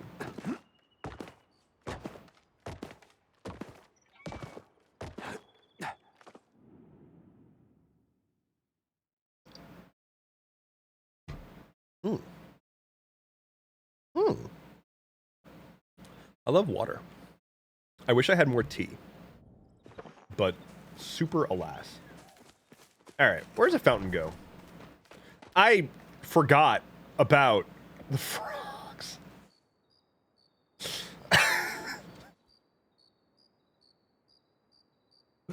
I forgot I put them there.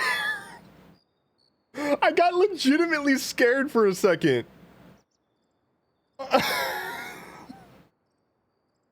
I was like, oh no. I'm being watched. Oh, my courtyard's done. Oh, fuck yes. Hold on. This is going in the courtyard, obviously. Sorry, Sylvie, you're gonna have to wait a second. So my courtyard is complete. Oh, hell yeah. Oh, hell yeah. Okay, okay. How do I center it? It seems center. No, it's not center.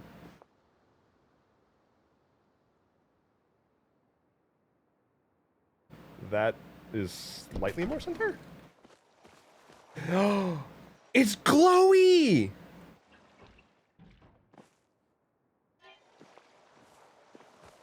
And animated!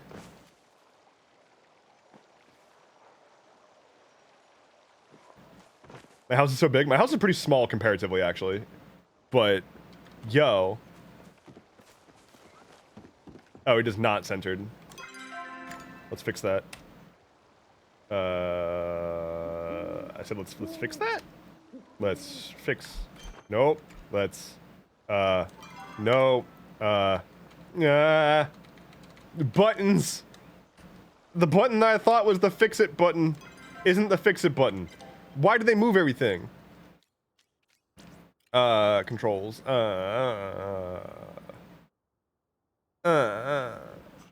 What? What? Key bindings.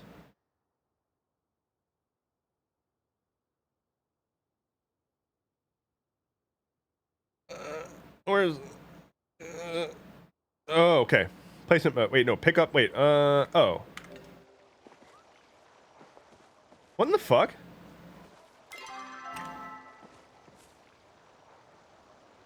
Oh, I'm a moron. That explains it. Cool. Okay, well, shit.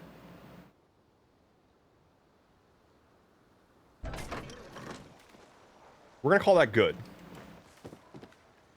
That's not the door. This is the door.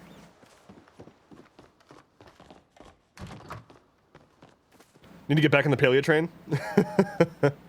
I mean, okay, the thing is, like, I have seen late stage paleo player houses, and they are massive complexes. Oh god, I need to change my roof on the thing. Can't be having that. Blueprints? No. Decor? Oh, wait. Windmill? Windmill? A windy mill?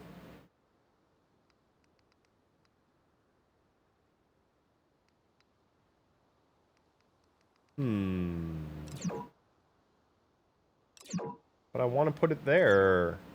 I want it there. Fine. How about there? Okay. But, house? Where's my roofing? Hello? Roofing? Craft? Decor? Hello? Roof? Where roof? Bro. My bruh in Christ, where is... Am I not able to apply roofs from this menu? I'm so thrown right now. Yeah, like here they are. Like I just kind of like get that and then...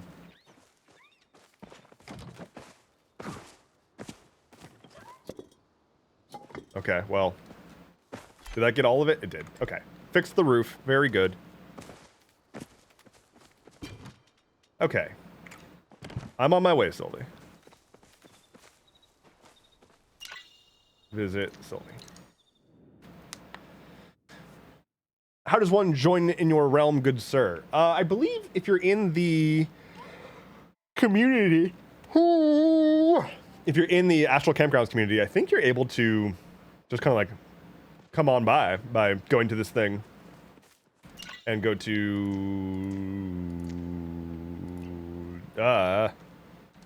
actually I don't know. Community members? Definitely not a cult.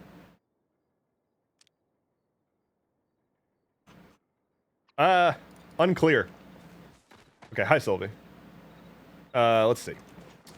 First things first. The first thing that I see is that your front door is difficult. It's very difficult to use your front door right here. There's not much of a way through into your home. So here's your front door. That's not ADA compliant. You're gonna need to get that fixed. The other thing that I've noticed is that your house, frog, and that's dangerous. So I'm gonna have to write up a citation. You've got a crevice. The crevice is good. The crevice is redeeming a lot right now. You're getting a lot of points back because of crevice. So I like this little alcove. You could do a lot with this. Okay, you could put your hopes and dreams here where no one would ever find them. You can hide away from the cops after doing a crime. There's a lot you can do with this. That's an important feature for your house. And it looks like over here you've already gotten started. You've put some wood. You've put some wood here, so that's good. Let's see. I like this crafting hall that you've got going on. This is genuinely a pretty rad layout. I dig it. Your fountain is okay. It's fine. I don't know if it's better than my fountain, but it's okay. Spare Ash says, gotta go, me dudes. Shall see you all again on the next stream or on Discord if I can figure out the paleo thing. Take care, be well, safe travels, all the best. Bye-bye. Okay, so yeah, it's like a 3 out of 10 fountain, unlike my 10 out of 10, but you'll get there. You have a windmill, which feels a bit copycat. I feel like I just did that, but okay, sure, go off. Let's check out your backyard. Okay, got a space room, sort of a true to form space room. You've got a couch with which to crash on. That's fine, and nothing else, which is very reminiscent of space. There's not a whole lot, but there's a couch sometimes. I really like this wallpaper. I really like the wallpaper, actually. Over in here, got a bit of a aquarium-themed kitchen. Got an kitchen going on here. I like it. I actually really like it. The setup ain't bad. Oh, you even got a trash can. Oh, you've even got a little trash can. Oh, very good. I'm questioning,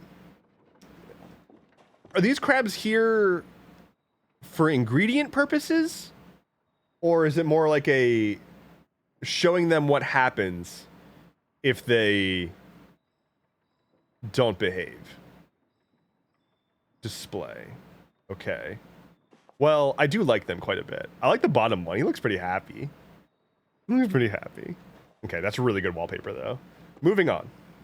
We've got a courtyard with trees in it. Now, the thing you're going to want to look out for is these trees. The roots are going to do a number on your foundation. And I see that you've already got a lot of ivy growing up on your foundation there. That's going to...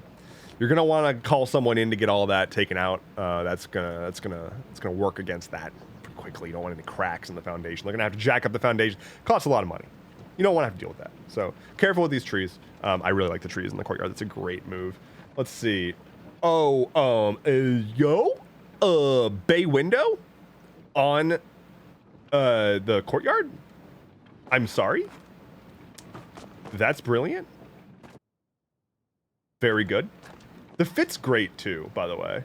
Digging it. Digging it. Coming over here. Oh my god. It's so cute. Okay. So there's that. Haha, trees should always be as far away as they are tall. How to spot a homeowner.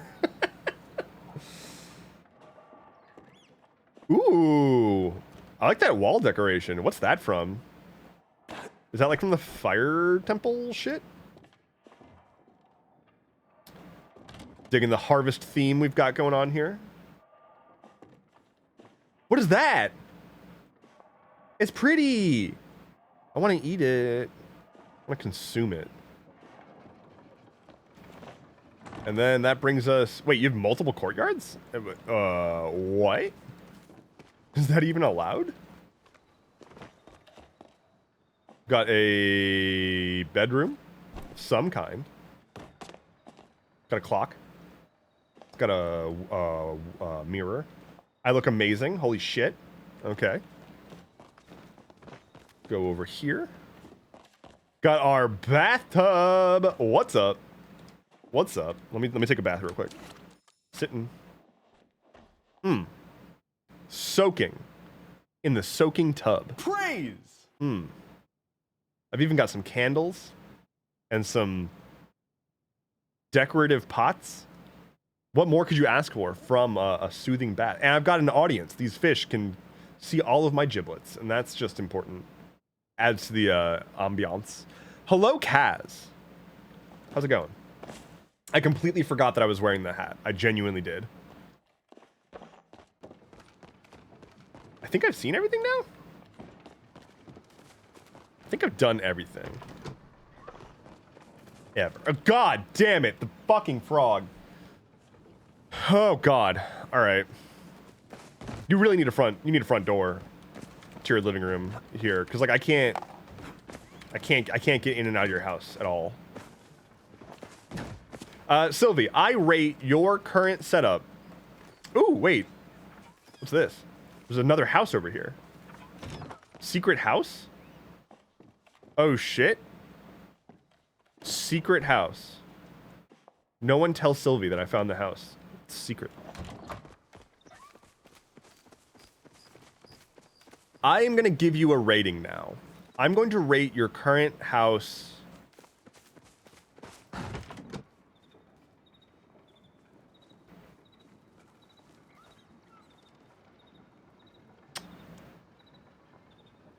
pretty rad.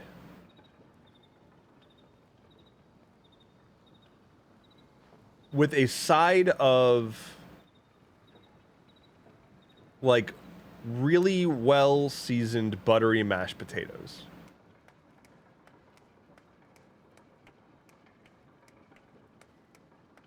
Yeah. So congratulations. And well done. Do something good with that alcove, though. That's the anti-cop alcove, let me tell you. Says potatoes is the highest score possible. You sure about that? Wait, all of my shit is, like, busted. I guess I haven't played for so long that they, like, paused all of my ongoing stuff.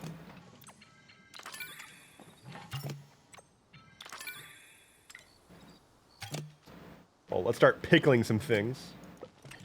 If I can have money. And some poor. Super poor. Ultra omega poor. Boil them, mash them, put them in a stew? My goodness. So many things you can do. Cool. Let's get supplies so that we can go building. What kind of stuff do I need? Craft. Decor. Never crafted. Oh my god, I need... What time is it? Ooh, I'm gonna go try to get in on some Flowwood hunting. Sylvie, do you want to join me for hunting down the Flowwood thing?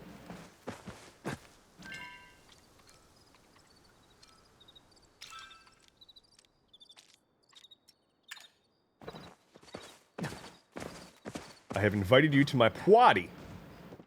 I've invited you to my Pilates.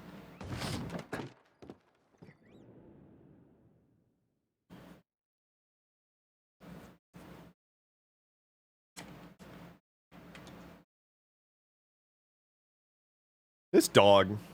Just a quick glance. State of the dog during our loading screen.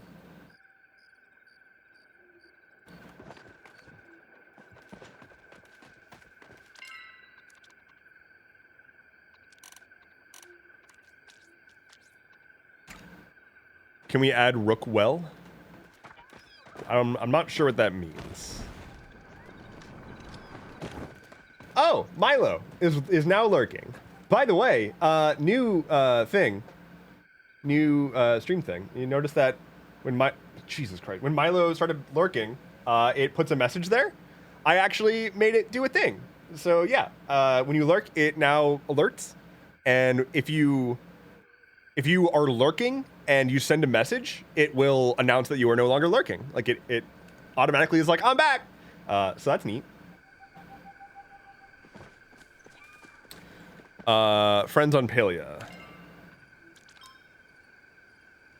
Rook. Well.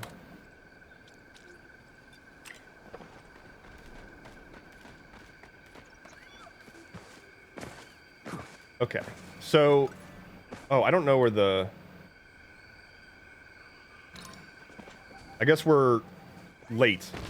I think the Grove ends at 3 a.m., huh? So, we're kind of fucked. Whoops.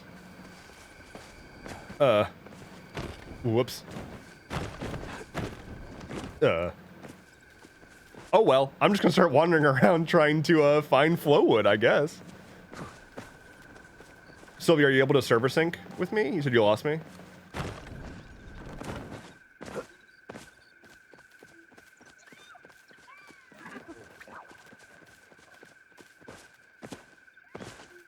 Where are you? Where's the Flow Grove? I see people talking about the Flow Grove, but not where it is.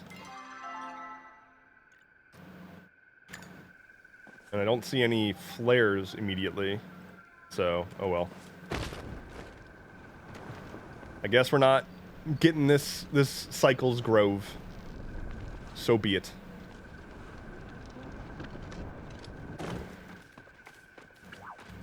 Flow Grove is a random event area that spawns randomly. Yeah, like, I don't know. I don't see an indication of people being there. Once an hour. I think it's once a day. Like unless they've changed it. The Flow Grove appears at, I think, midnight. And it lasts until like 4 or something. Is your pet also wearing a hat? No, but it should be.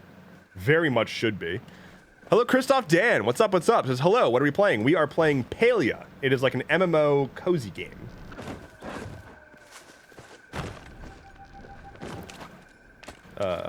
In which I'm going to kill things now.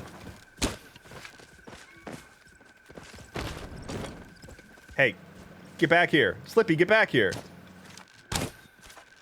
Oh my god, I'm terrible! Oh my god.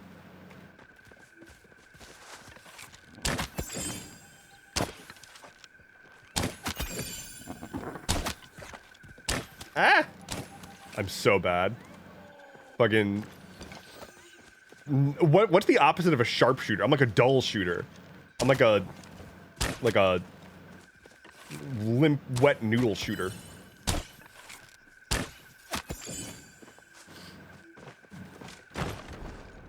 Shooter McGavin. Can we talk about Happy Gilmore? Like, my goodness. What a good movie. I actually don't know if it holds up or not. I haven't watched it in a long time, but fond memories. Adam Sandler. What a guy. I want to get my hunting to level 10. I want to get my furniture making to level 10, but I also want Flowwood. So I feel like the play is run around killing things, and hopefully I find Flowwood.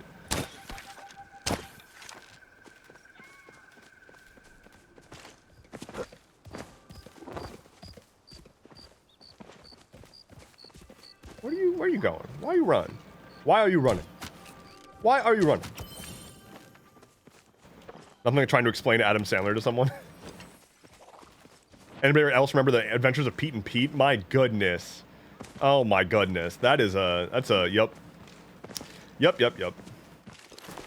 Oh man, they're still waiting to chop the grove. I could have been there by now. Oh well.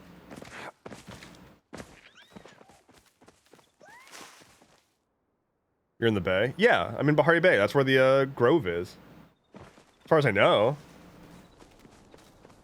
The grove only appears at midnight in Bahari Bay. Unless things have changed. I haven't read the most recent patch notes. I did see that they're adding like building blocks though. Like you're gonna be able to do like paths and like custom ramps and walls and shit. Like you'll be able to just like build arbitrarily, which is pretty cool.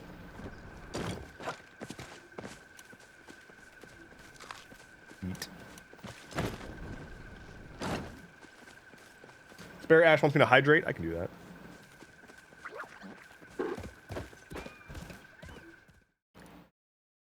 Everything Enthusiast says, when I first played Palia, I jumped into a rock wall and got stuck. Sounds like Palia. That definitely sounds like Palia.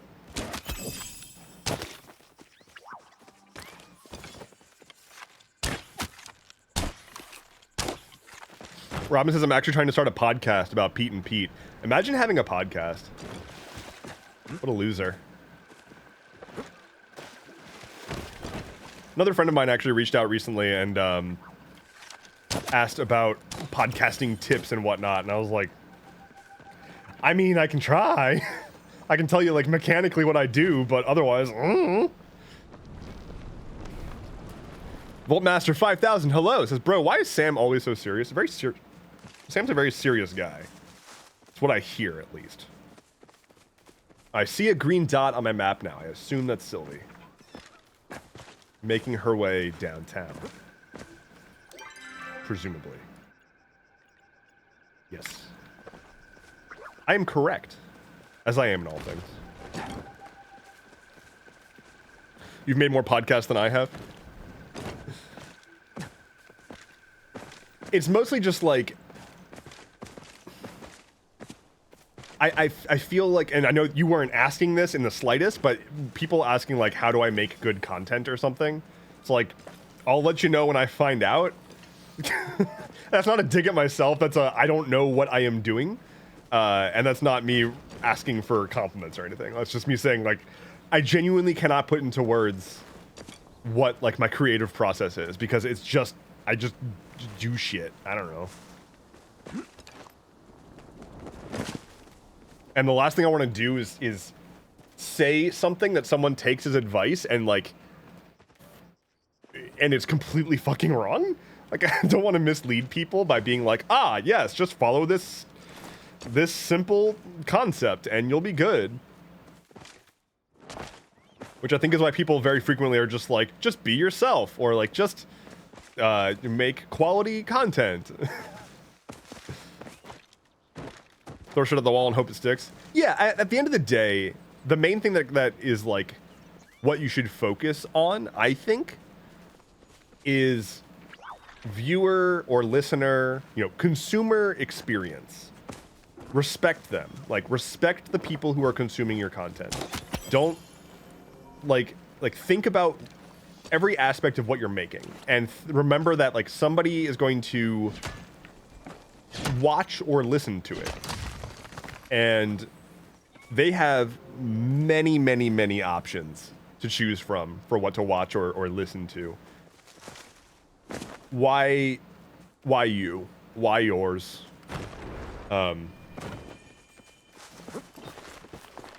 Give them reasons. Make it approachable. Make it respect their time. Don't have like a 3-minute intro song because it's your favorite song and you just want to play it, you know, like get to the point, make it feel good.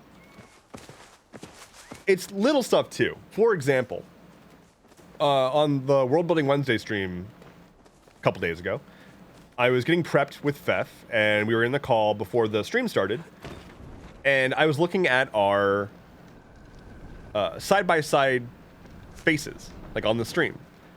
And I wanted to make sure that we were positioned such that we were facing each other, and not both of us at a similar angle facing away from each other or facing the same direction or whatever and looking away from chat. There's a reason that if you look at my stream setup, I am angled facing somewhat the direction of the game that I'm playing. If I was like, if I was facing this way, right? Like looking away, that's not really what we want, right? We don't want the camera to be, it doesn't matter. The point is, there's like psychology behind it of just like making it feel like a comfortable space. And that's more important than you might think. Like imagine if my video was mirrored right now, how like strange it would be that I would just be like looking off to the side of the stream instead of like feeling like I'm looking at the content that I'm engaging with. Okay, you just kind of disappeared. Oh god, the other day I saw something extremely cursed. Skibbity Biden. I almost dehydrated. I got an email from a newsletter that I'm subscribed to that said, skibbity to the polls.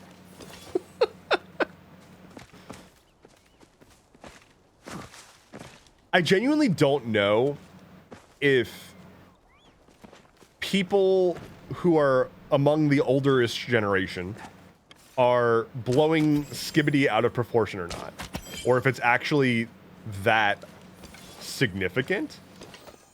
Like, is it actually more significant than like fucking Charlie the Unicorn? You know, like people went bazonkers about that. Like, let's get some shoes. Like meme stuff that just completely overtook the zeitgeist among kids.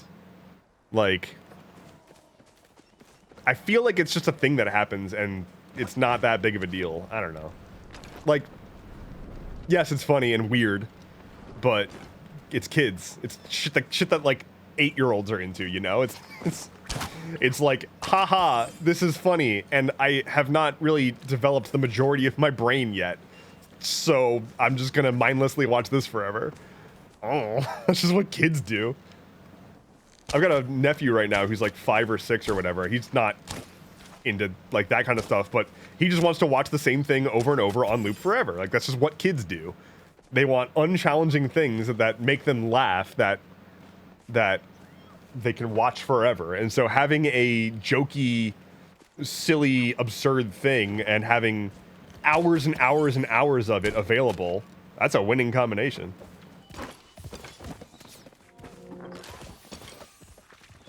It's funny and weird until us adults learn about it and ruin it. That's just the cycle of life. Yeah, absolutely. 100%. I mean, it's either like children, and then like people start saying stuff ironically, like slang starts getting said ironically, or it's in America at least, black people are usually the cultural generators that are like the cultural engine of America, and then white people pick up on their current lingo and ruin everything. I think one of the most poignant examples of that, and I never actually checked in on if this was ever taken seriously or not, but remember when Snoop Dogg started saying "fo shizzle," and then like suddenly that became like speaking that way became the white person's way to pretend they knew what black people talk like, and it was embarrassingly bad.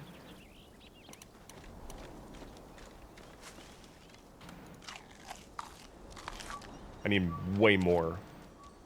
But if it's not black people generating the culture that everybody else steals and ruins, it's queer culture generates something that everybody steals and ruins. Typically, like black culture will make its way into white teens first, and then from there it goes on and gets ruined.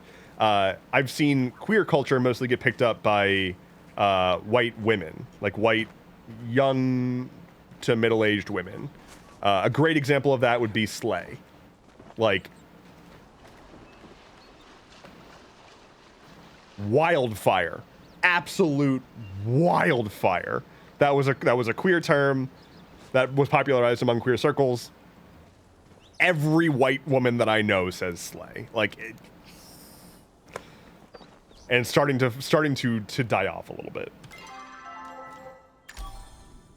Queer culture also takes from black culture as well, to be honest. Yeah, fair. Like, black culture is, again, that is the engine. That is what pushes us forward.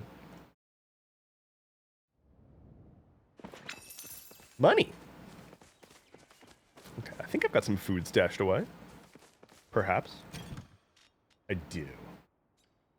Got some fish stew. Oh, wait. No, I want to save that until I'm fishing. Do some onigiri. Sure, sure, sure. Century egg. Sure, sure, sure. We'll do some of this stuff from Zeki. Cool, cool. Great, great. Delicious. I just miss Vine. Now I have White Woman's Instagram from Bo Burnham stuck in my head. That song is difficult. Like, it's really, really good. The music video is obviously stellar. The mid part of it, where he, like, pulls the very Bo Burnham-y, like, oh, by the way, you thought this was haha jokey, I'm going to destroy your feelings now, like that middle verse, makes that song very hard. That song is difficult.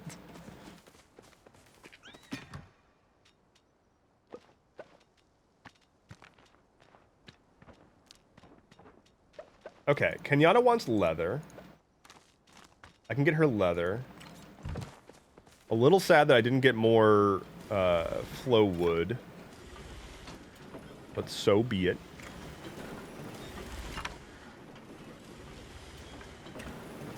Let me get that pallium. Make some copper. Be good. Actually, let's make gold bars. Let's craft gold bars. Yeet. Ollie says, oh yeah, my partner was obsessed with Inside, going through a lot during the pandemic. So yeah, that was some intense stuff. Inside was so perfectly timed and like so just directly tapping into the exact demographic that it was targeting. Like, it was very much on point.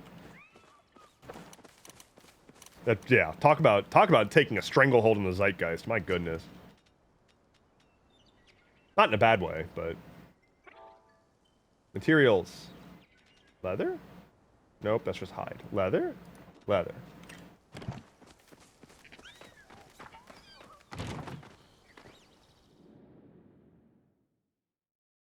This guy says, I had to get off for a bit because terrible internet on the way home, and I got pounded on the way home with rain. Thank you for clarifying. Oh, he says, we even went to see it in the theater, and that was so cool. It was so cool to be with people who felt it deeply too. I didn't know that it was even shown in theaters. I had no idea. I'm seeing a movie tomorrow. Yeah, I'm seeing that Mad Max spin-off movie, which I'm not a massive Mad Max stan, but I don't think I've ever seen a Mad Max movie and didn't come out of it being like, damn, they sure did that. Like, I enjoy it. I don't know. I like Anna Taylor-Joy. Yeah, I'm gonna have fun watching her and Chris Hemsworth being a goober, it seems, and probably a lot of Mad Max shit.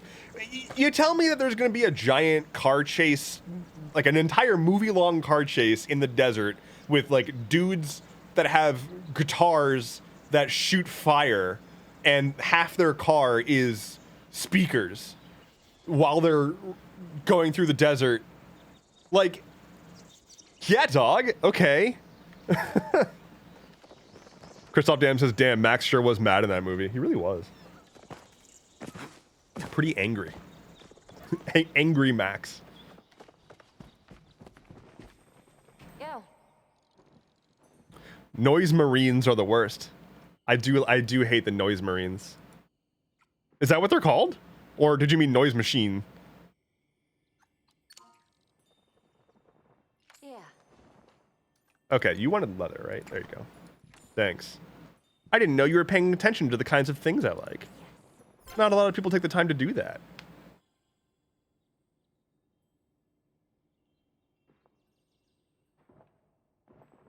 I think she likes me. Toodles.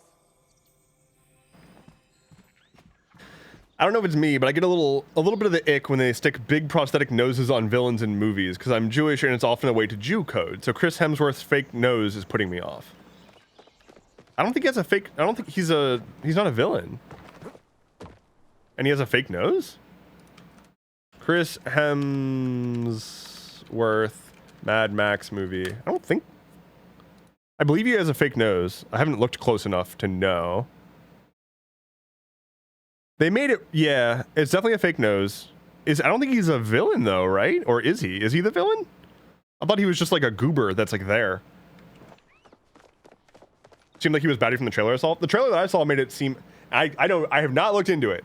I do not know. I'll tell you after tomorrow. But I thought he was like a goober sidekick kind of guy, like a wild child goober, like not the main bad guy or a bad guy. What am I doing? Oh, Hassian wants to talk to me. Sure.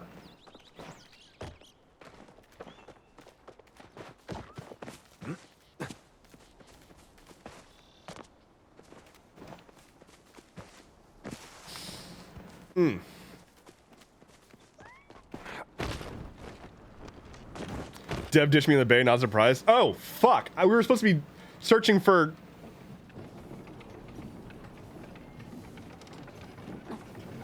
We were supposed to be searching for Flowwood, huh? Hey, Sylvie. I'll head back to the bay and resync.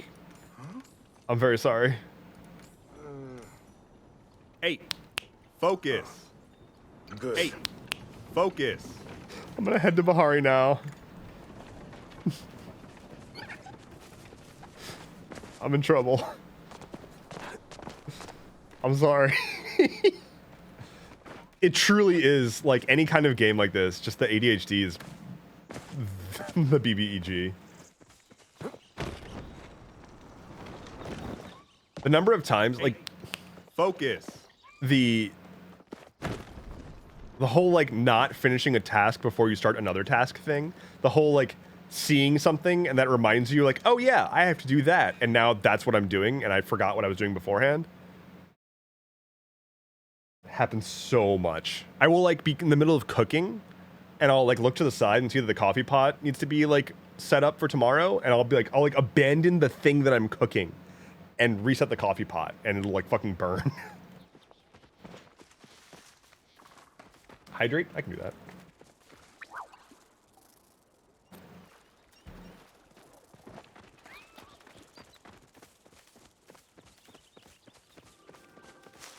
All right, Sylvie. I arrive. I will begin scouting. Oh. Did you just ping? Was that an intentional ping? Is it a ping that I should be moving? I'm gonna move towards that ping. You made a ping on the map, and I am a moth to that flame.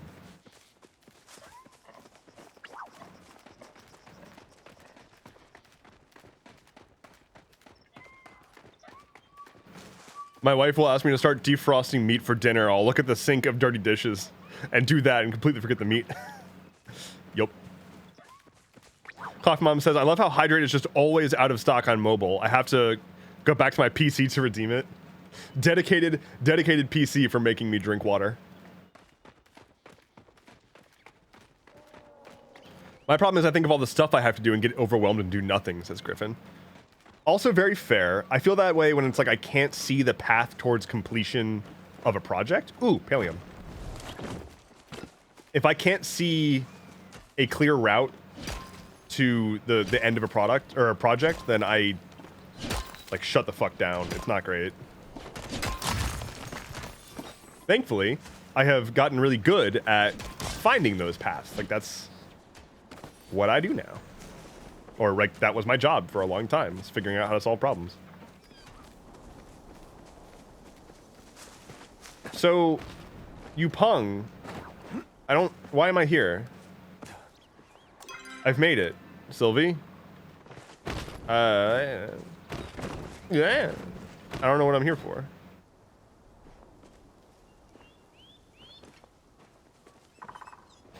Legit question, is that an ADHD thing? Is what an ADHD thing?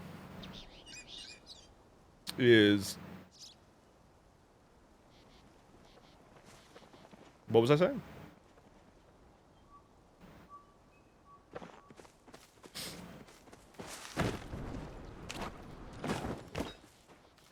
Getting overwhelmed by all the stuff and shutting down. It's not. I got unditched. It's not exclusively ADHD, but it is a thing that can happen for ADHD. Hello, Sylvie. Just getting some iron. For me, it manifests like I shut down when there's just like sensory overload.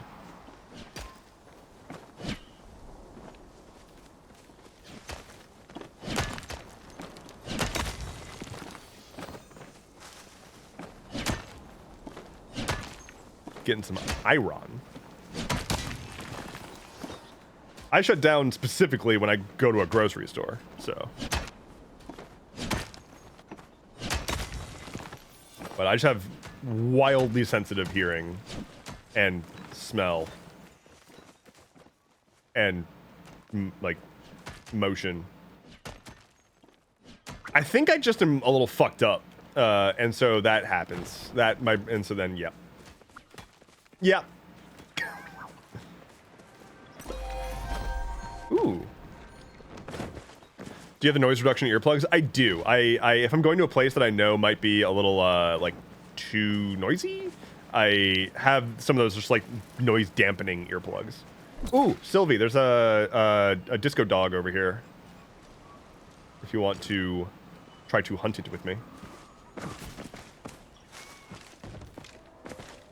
I don't know where it went.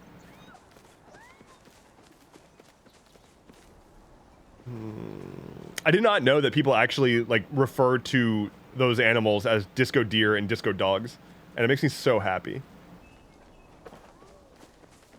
All right, I saw it around here somewhere and it teleported. I assume it's in a tree now, so I'm just gonna chop down some trees.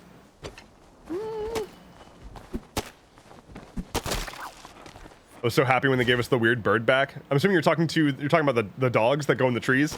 That's a pretty weird bird.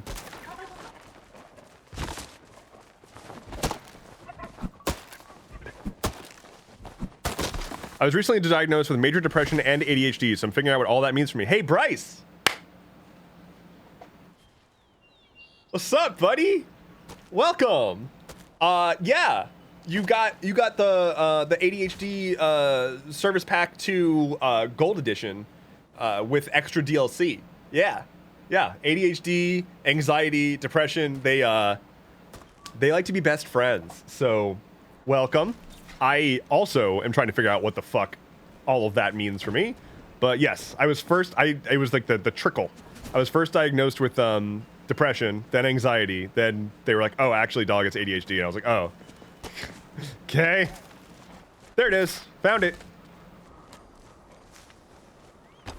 I see you, piece of shit. Okay, it's in this tree. Wait, is it? Nope, you can't cut down that tree. I'm dumb. I think I have dispel arrows. I do. Okay, I've got dispel arrows, Sylvie. So if you get the tree, I will miss my shot with the dispel arrow. I'm ready. I'm ready to miss. I'm ready to miss. Nope, it wasn't in that tree. Oh no, it was? Wait, no, it wasn't.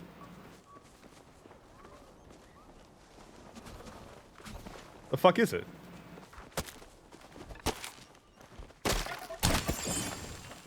Okay, well.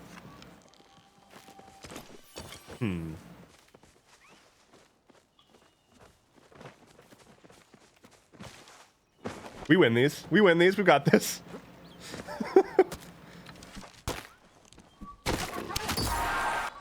Got him. Got him. Got him. Come on, piece of shit. I lost him. Wait, I lost him. Is he there? Okay.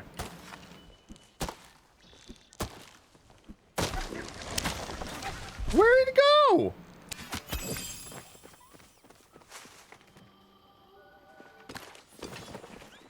I said what? I said what? All right, let me see if it's this. Sorry, Flynn. Didn't mean to offend. Nope. Where the fuck did he go? I know he goes invisible, but I hit him with the dispel arrow.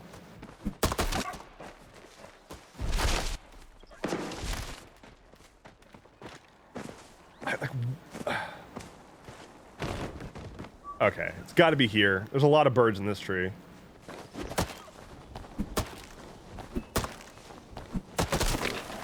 Nope.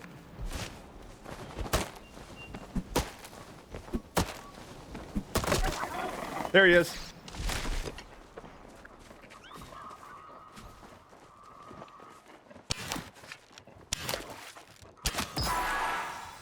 Back here, you piece of shit.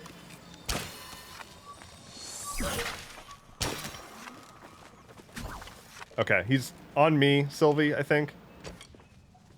Yeah, this one. Let me get my arrows.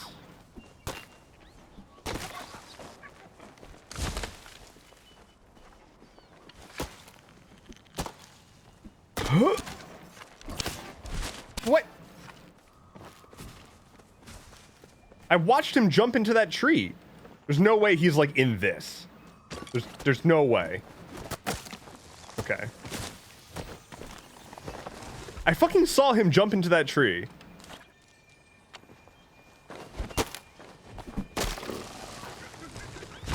I'm so mad right now.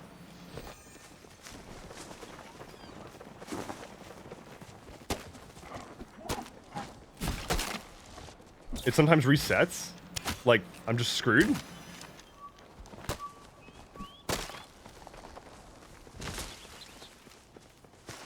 I've been on the hunt. Sylvie and I have been tracking this beast for days. And it's just gonna get reset.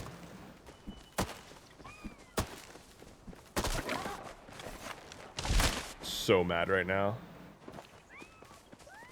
Sylvie, we've been had.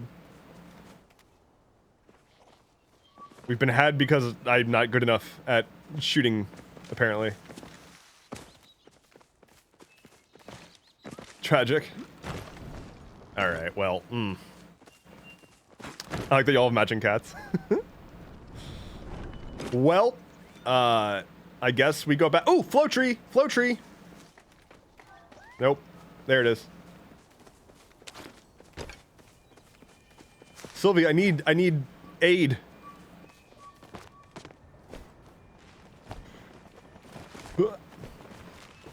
Zandia says, I don't think you saw, but I wanted to say, hi, Dev. I only knew you were streaming because I got on Palia.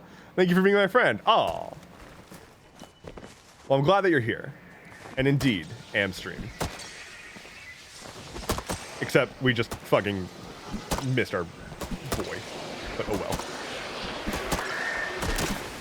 Now sad I'm EU. I thought that they were working on making it so you could get back to doing cross-play. Or cross-region play.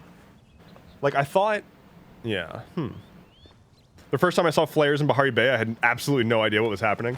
Yeah, Bahari Bay is just like a resource collection.txt.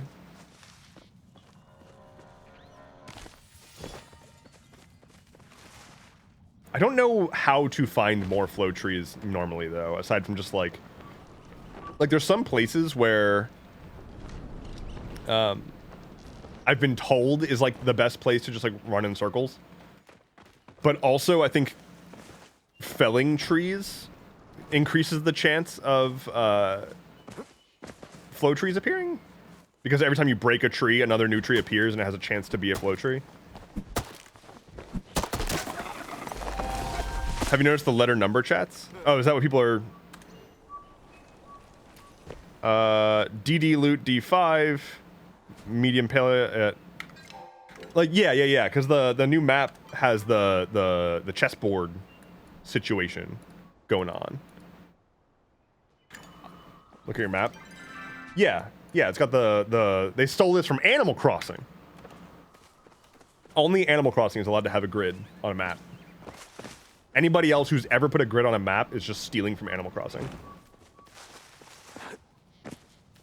But I probably should be paying more attention to chat ever. Although I have streamer mode on, I think. So chat doesn't appear?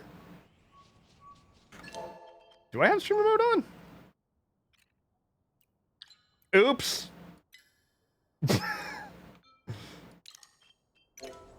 Okay. Fixed it.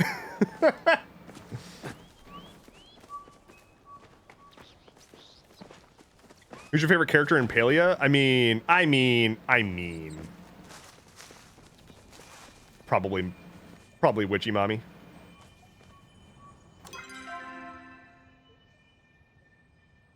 Did you find another one? I'm on my way. Her and Kenyatta. I mean, if we're talking about thirst, that's your answer. And also Fed Mommy. If we're talking about thirst.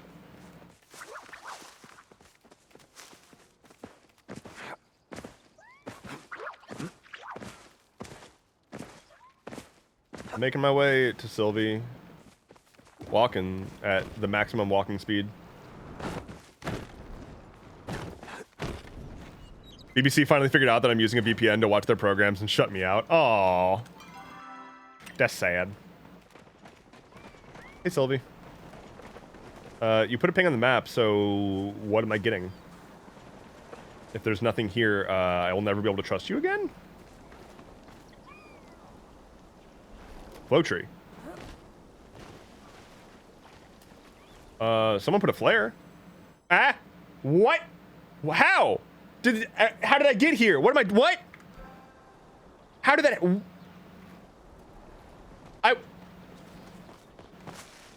I was just... I went to go follow a flare and the game said, change your beard. Sure. Sylvie, where's the flow tree?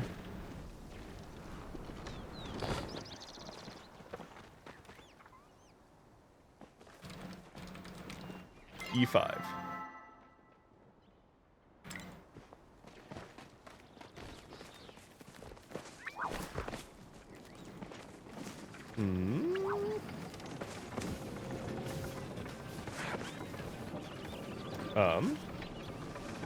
Did I lose my girl? My girl is Sylvie. Where are you going? Lead me to flow tree. You're just running. You're running. Where is it? Are you looking for it? E5, which would be Yi. Okay. Is E5 not further south? Or is it just somewhere in here, sort of at large? Oh no. Oh no. One day they'll fix climbing in this game.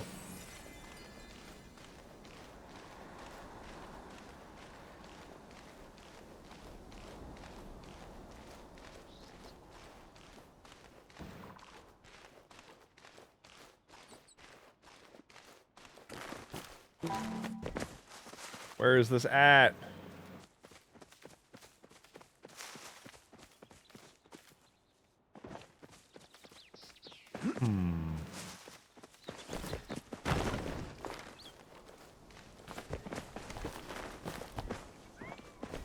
Paleo is just Devin Sylvie playing accidental hide and seek. All right, well, I have a vantage point now, and I see exactly fuck all. I see just dog shit in every direction, and not a flow tree in sight. So I feel like I've been lied to and manipulated, and possibly gaslit.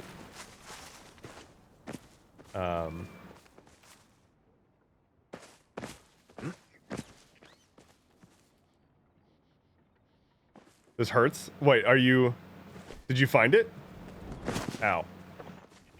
I wanted flow tree. Oh, you didn't find it. I'm sad. My hopes and dreams have been dashed. Not even dotted, just dashed.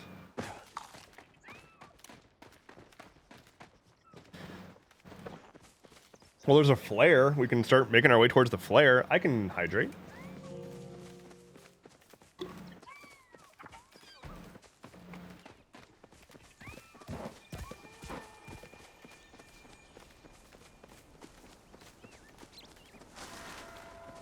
Okay, well, here's the flare. Do the Paleo kitties meow? I don't know. I wish they did. I hope so. Might not, though. There is a dog. Oh, no. There is a dog that's very good.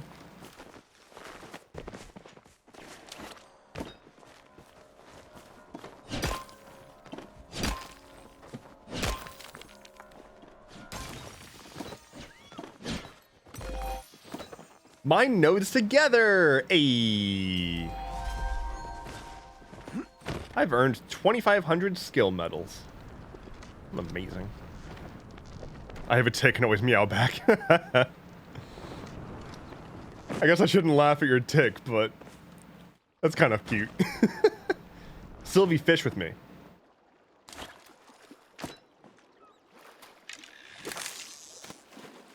I need a fishing partner. You don't hear it? I guess I haven't been listening for it. I broke climbing, says Sylvie.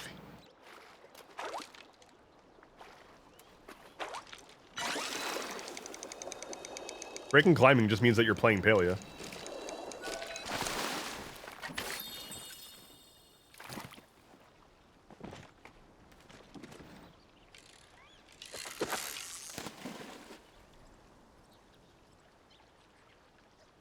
I have a tick where my actual real life cat meows and I go, what? Like she's gonna answer.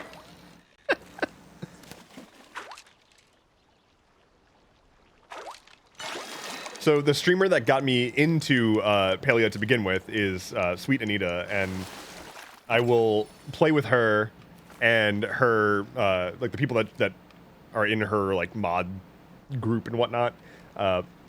Of which, so Anita herself has Tourette's and has multiple mods who also have Tourette's. And so I'll be like sitting in a voice chat and they'll just tick back and forth at each other sometimes. It's so good. And like they even if one of them is like ticking a lot and the other one is you know not as much, they'll just lean in regardless. It's it's a good time.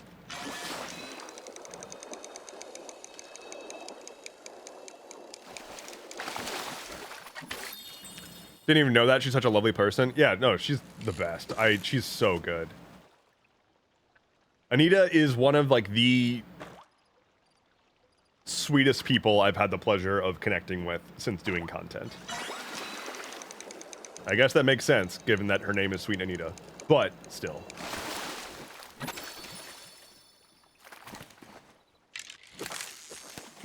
I just love that her streams are, I mean, like, whenever she just, like, gets onto a topic, she just leans the fuck in. Especially if it's, like, at the intersection of, like, history and religion. She knows so much about that. And it's just so matter-of-fact about, like, the state of reality. It's just very nice. She doesn't give anyone an inch of leeway, and I love it.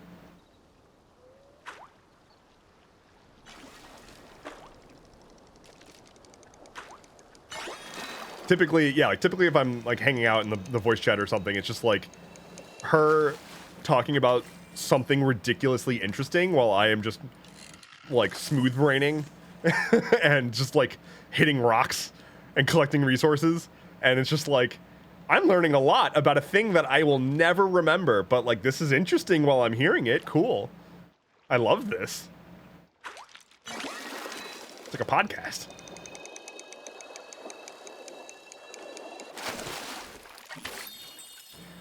No, like she always gets so much misogynistic bullshit. But when someone educates her, she owns it up. Yeah, like she deals with so much garbage, and she's been through so much, but she deals with so many people trying to take her down because, like, especially when she first hit the scene, it was a lot of people thinking that she was successful only because she has Tourette's and not, like, is a fun person to hang out with and watch streams and whatnot. She has she has like 2 million followers on Twitch. Like, it's not a fluke. And people were just mad, like dudes were just mad that she was having success. And she has just learned to navigate that. I mean, thankfully she was already ready, like she was already able to navigate all of that thanks to stuff in her life growing up and whatnot. So she was no stranger to navigating dudes being pieces of shit. But once you have that camera on and you've got the whole internet, you've got a focus fire of just asshats ready to come at you. But thankfully, she is far above that. This guy says, gotta hop off, Dev, just in case we lose power/internet. Have a great rest of your stream. I'm packing up here soon, so you're not going to be missing too much. Best of luck on not losing power. Take care, and thank you for hanging out. Thanks again for the gifted subs.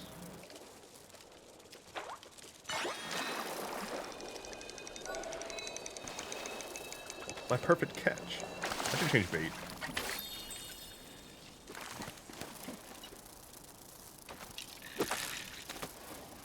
Mo says, I used to date someone with Tourette's. He had a sniff tic and a compulsion to bend his knees and crack his knuckles.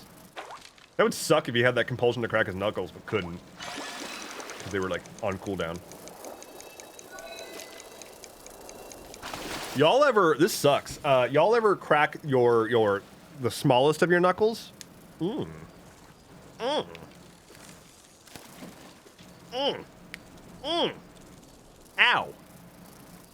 That hurt. Why did I do that? Don't do that.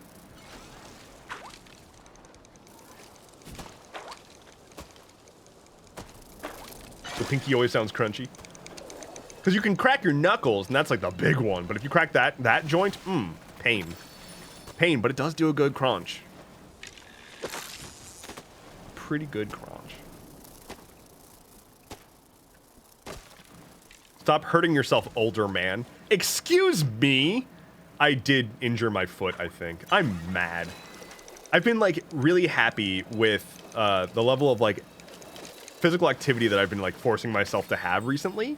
Because I've been trying to make sure that, like, as I do age, which I don't consider myself advanced in age, but I want to make sure that before I get to that point that, like, I am giving myself every affordance I can to be more comfortable, have, you know, my health sort of in check. And so I've been increasing more, like, workouts and whatnot recently and trying to be good about that. And then, of course, as I'm like, man, I'm starting to really feel the positive effects of being good to my body. Like, I feel like I'm getting injured less and having random, like, aches and pains and whatnot. And then I fuck up my heel. Like, I did something that, like, my foot just sucks. And if I step the wrong way, it feels like I'm stepping on nails. And I'm mad. And it probably has to do with overworking it at the gym or something, but I don't know. Hoping I didn't, like, snap a tendon. I'm just gonna pretend it doesn't exist until I go away, or until it goes away.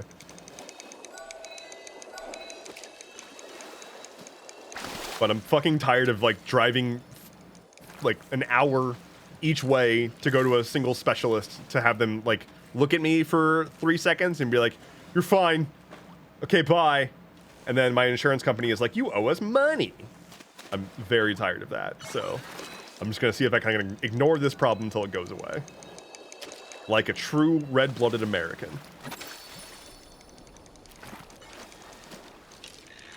I'm guessing you are not going to seek medical advice. Good, good. Yep.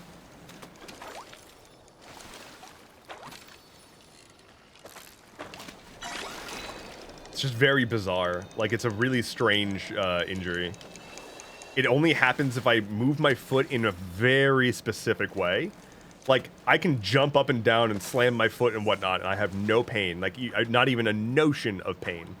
But, like, if I put my foot in a position that I'm, like, crouched down to, like, put my socks on or something, stabby pain. Very weird.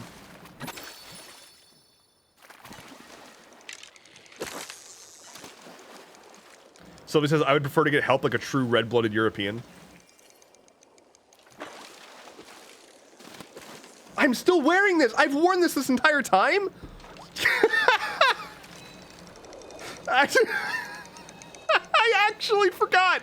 I didn't mean to wear this for the entire time. The bit was over. I genuinely forgot. Y'all, why didn't anyone tell me? I've been wearing a fucking... Oh, God.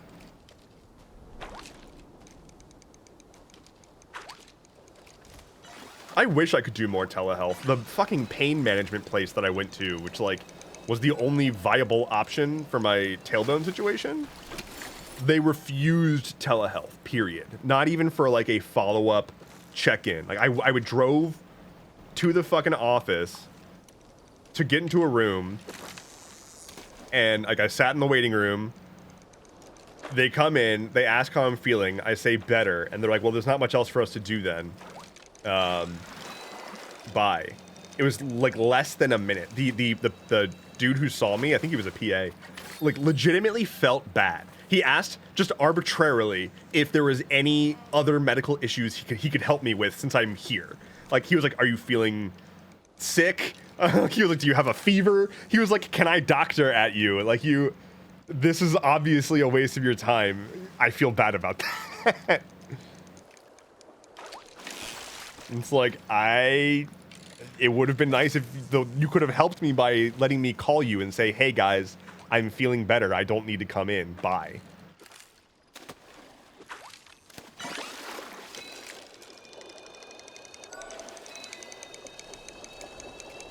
You look epic. Why mess with epic?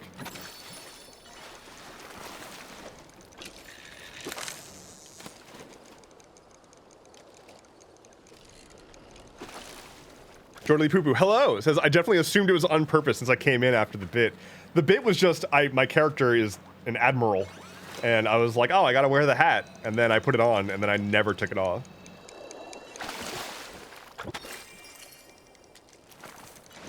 The regulations on those places are wild from what I hear, which is why all appointments need to be on purpose, or in person. I don't know. I would understand, like, if they were able to, you know, they're probably a high risk for people coming in to get like painkillers and shit and abuse painkillers. At the same time, like a consult, I don't know.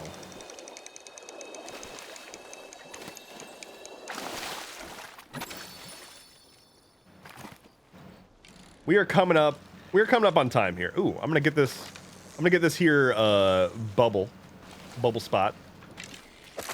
And then probably close things up. Wrap it up.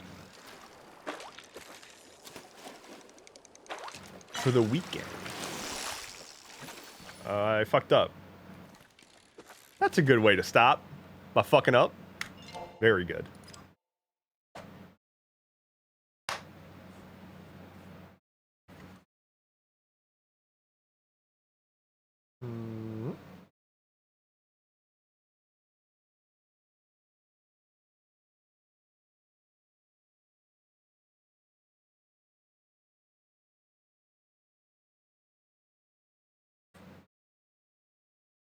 He doesn't want to wear it. He doesn't want to wear the hat. He's biting the hat. Bite is not wear. That is not how you wear a hat, Flip. Don't you want to be an admiral? Don't you want to be a salty sea dog? Fine. Don't bite the...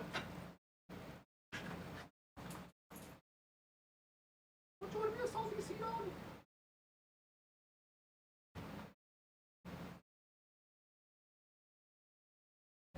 Alright, well, so be it. Thank you all so very, very much for hanging out with me today, on Wednesday, on Monday, all those times. I've got an excited dog that is gonna start climbing on me. Up there he is, right in the corner. Right in the corner. He's like, hello, it's time to go. It's time to feed me. He's like, it's time to leave. This is the part where we get out of here. You're not wrong. You're not wrong. But Flynn, I have to close the stream down. I have to close the stream down first. Okay. Well, thank you all so much for hanging out today, as always. I'm gonna do my plugs, and then we're gonna close up shop. So here are things. Many Worlds Tavern. Get yourself some tea, get yourself some coffee, get it at a discount. We can have some tea together on stream. It's always very, very great. Here are my socials. If you're not following me, you can follow me on those places and get my stupid thoughts directly injected into your feeds. That's always good. Join my Discord. Do it. Oh, we've got new merch. There's new merch on the shop. So check that out. There is a new journal for cataloging a world of your own. And there's also a new journal for Egg Bite. And a poster for Egg Bite. So go check those out. It's a lot.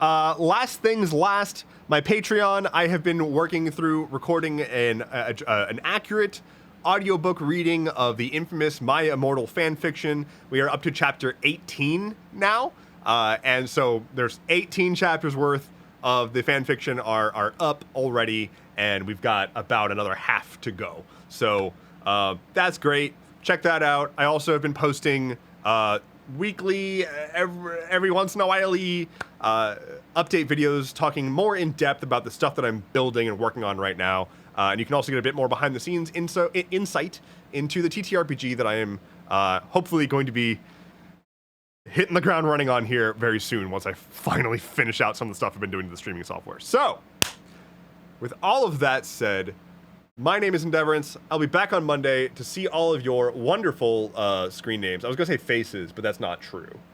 So, usernames. So I will see you then. Thanks for hanging out. Take care. Be well, and have a wonderful weekend.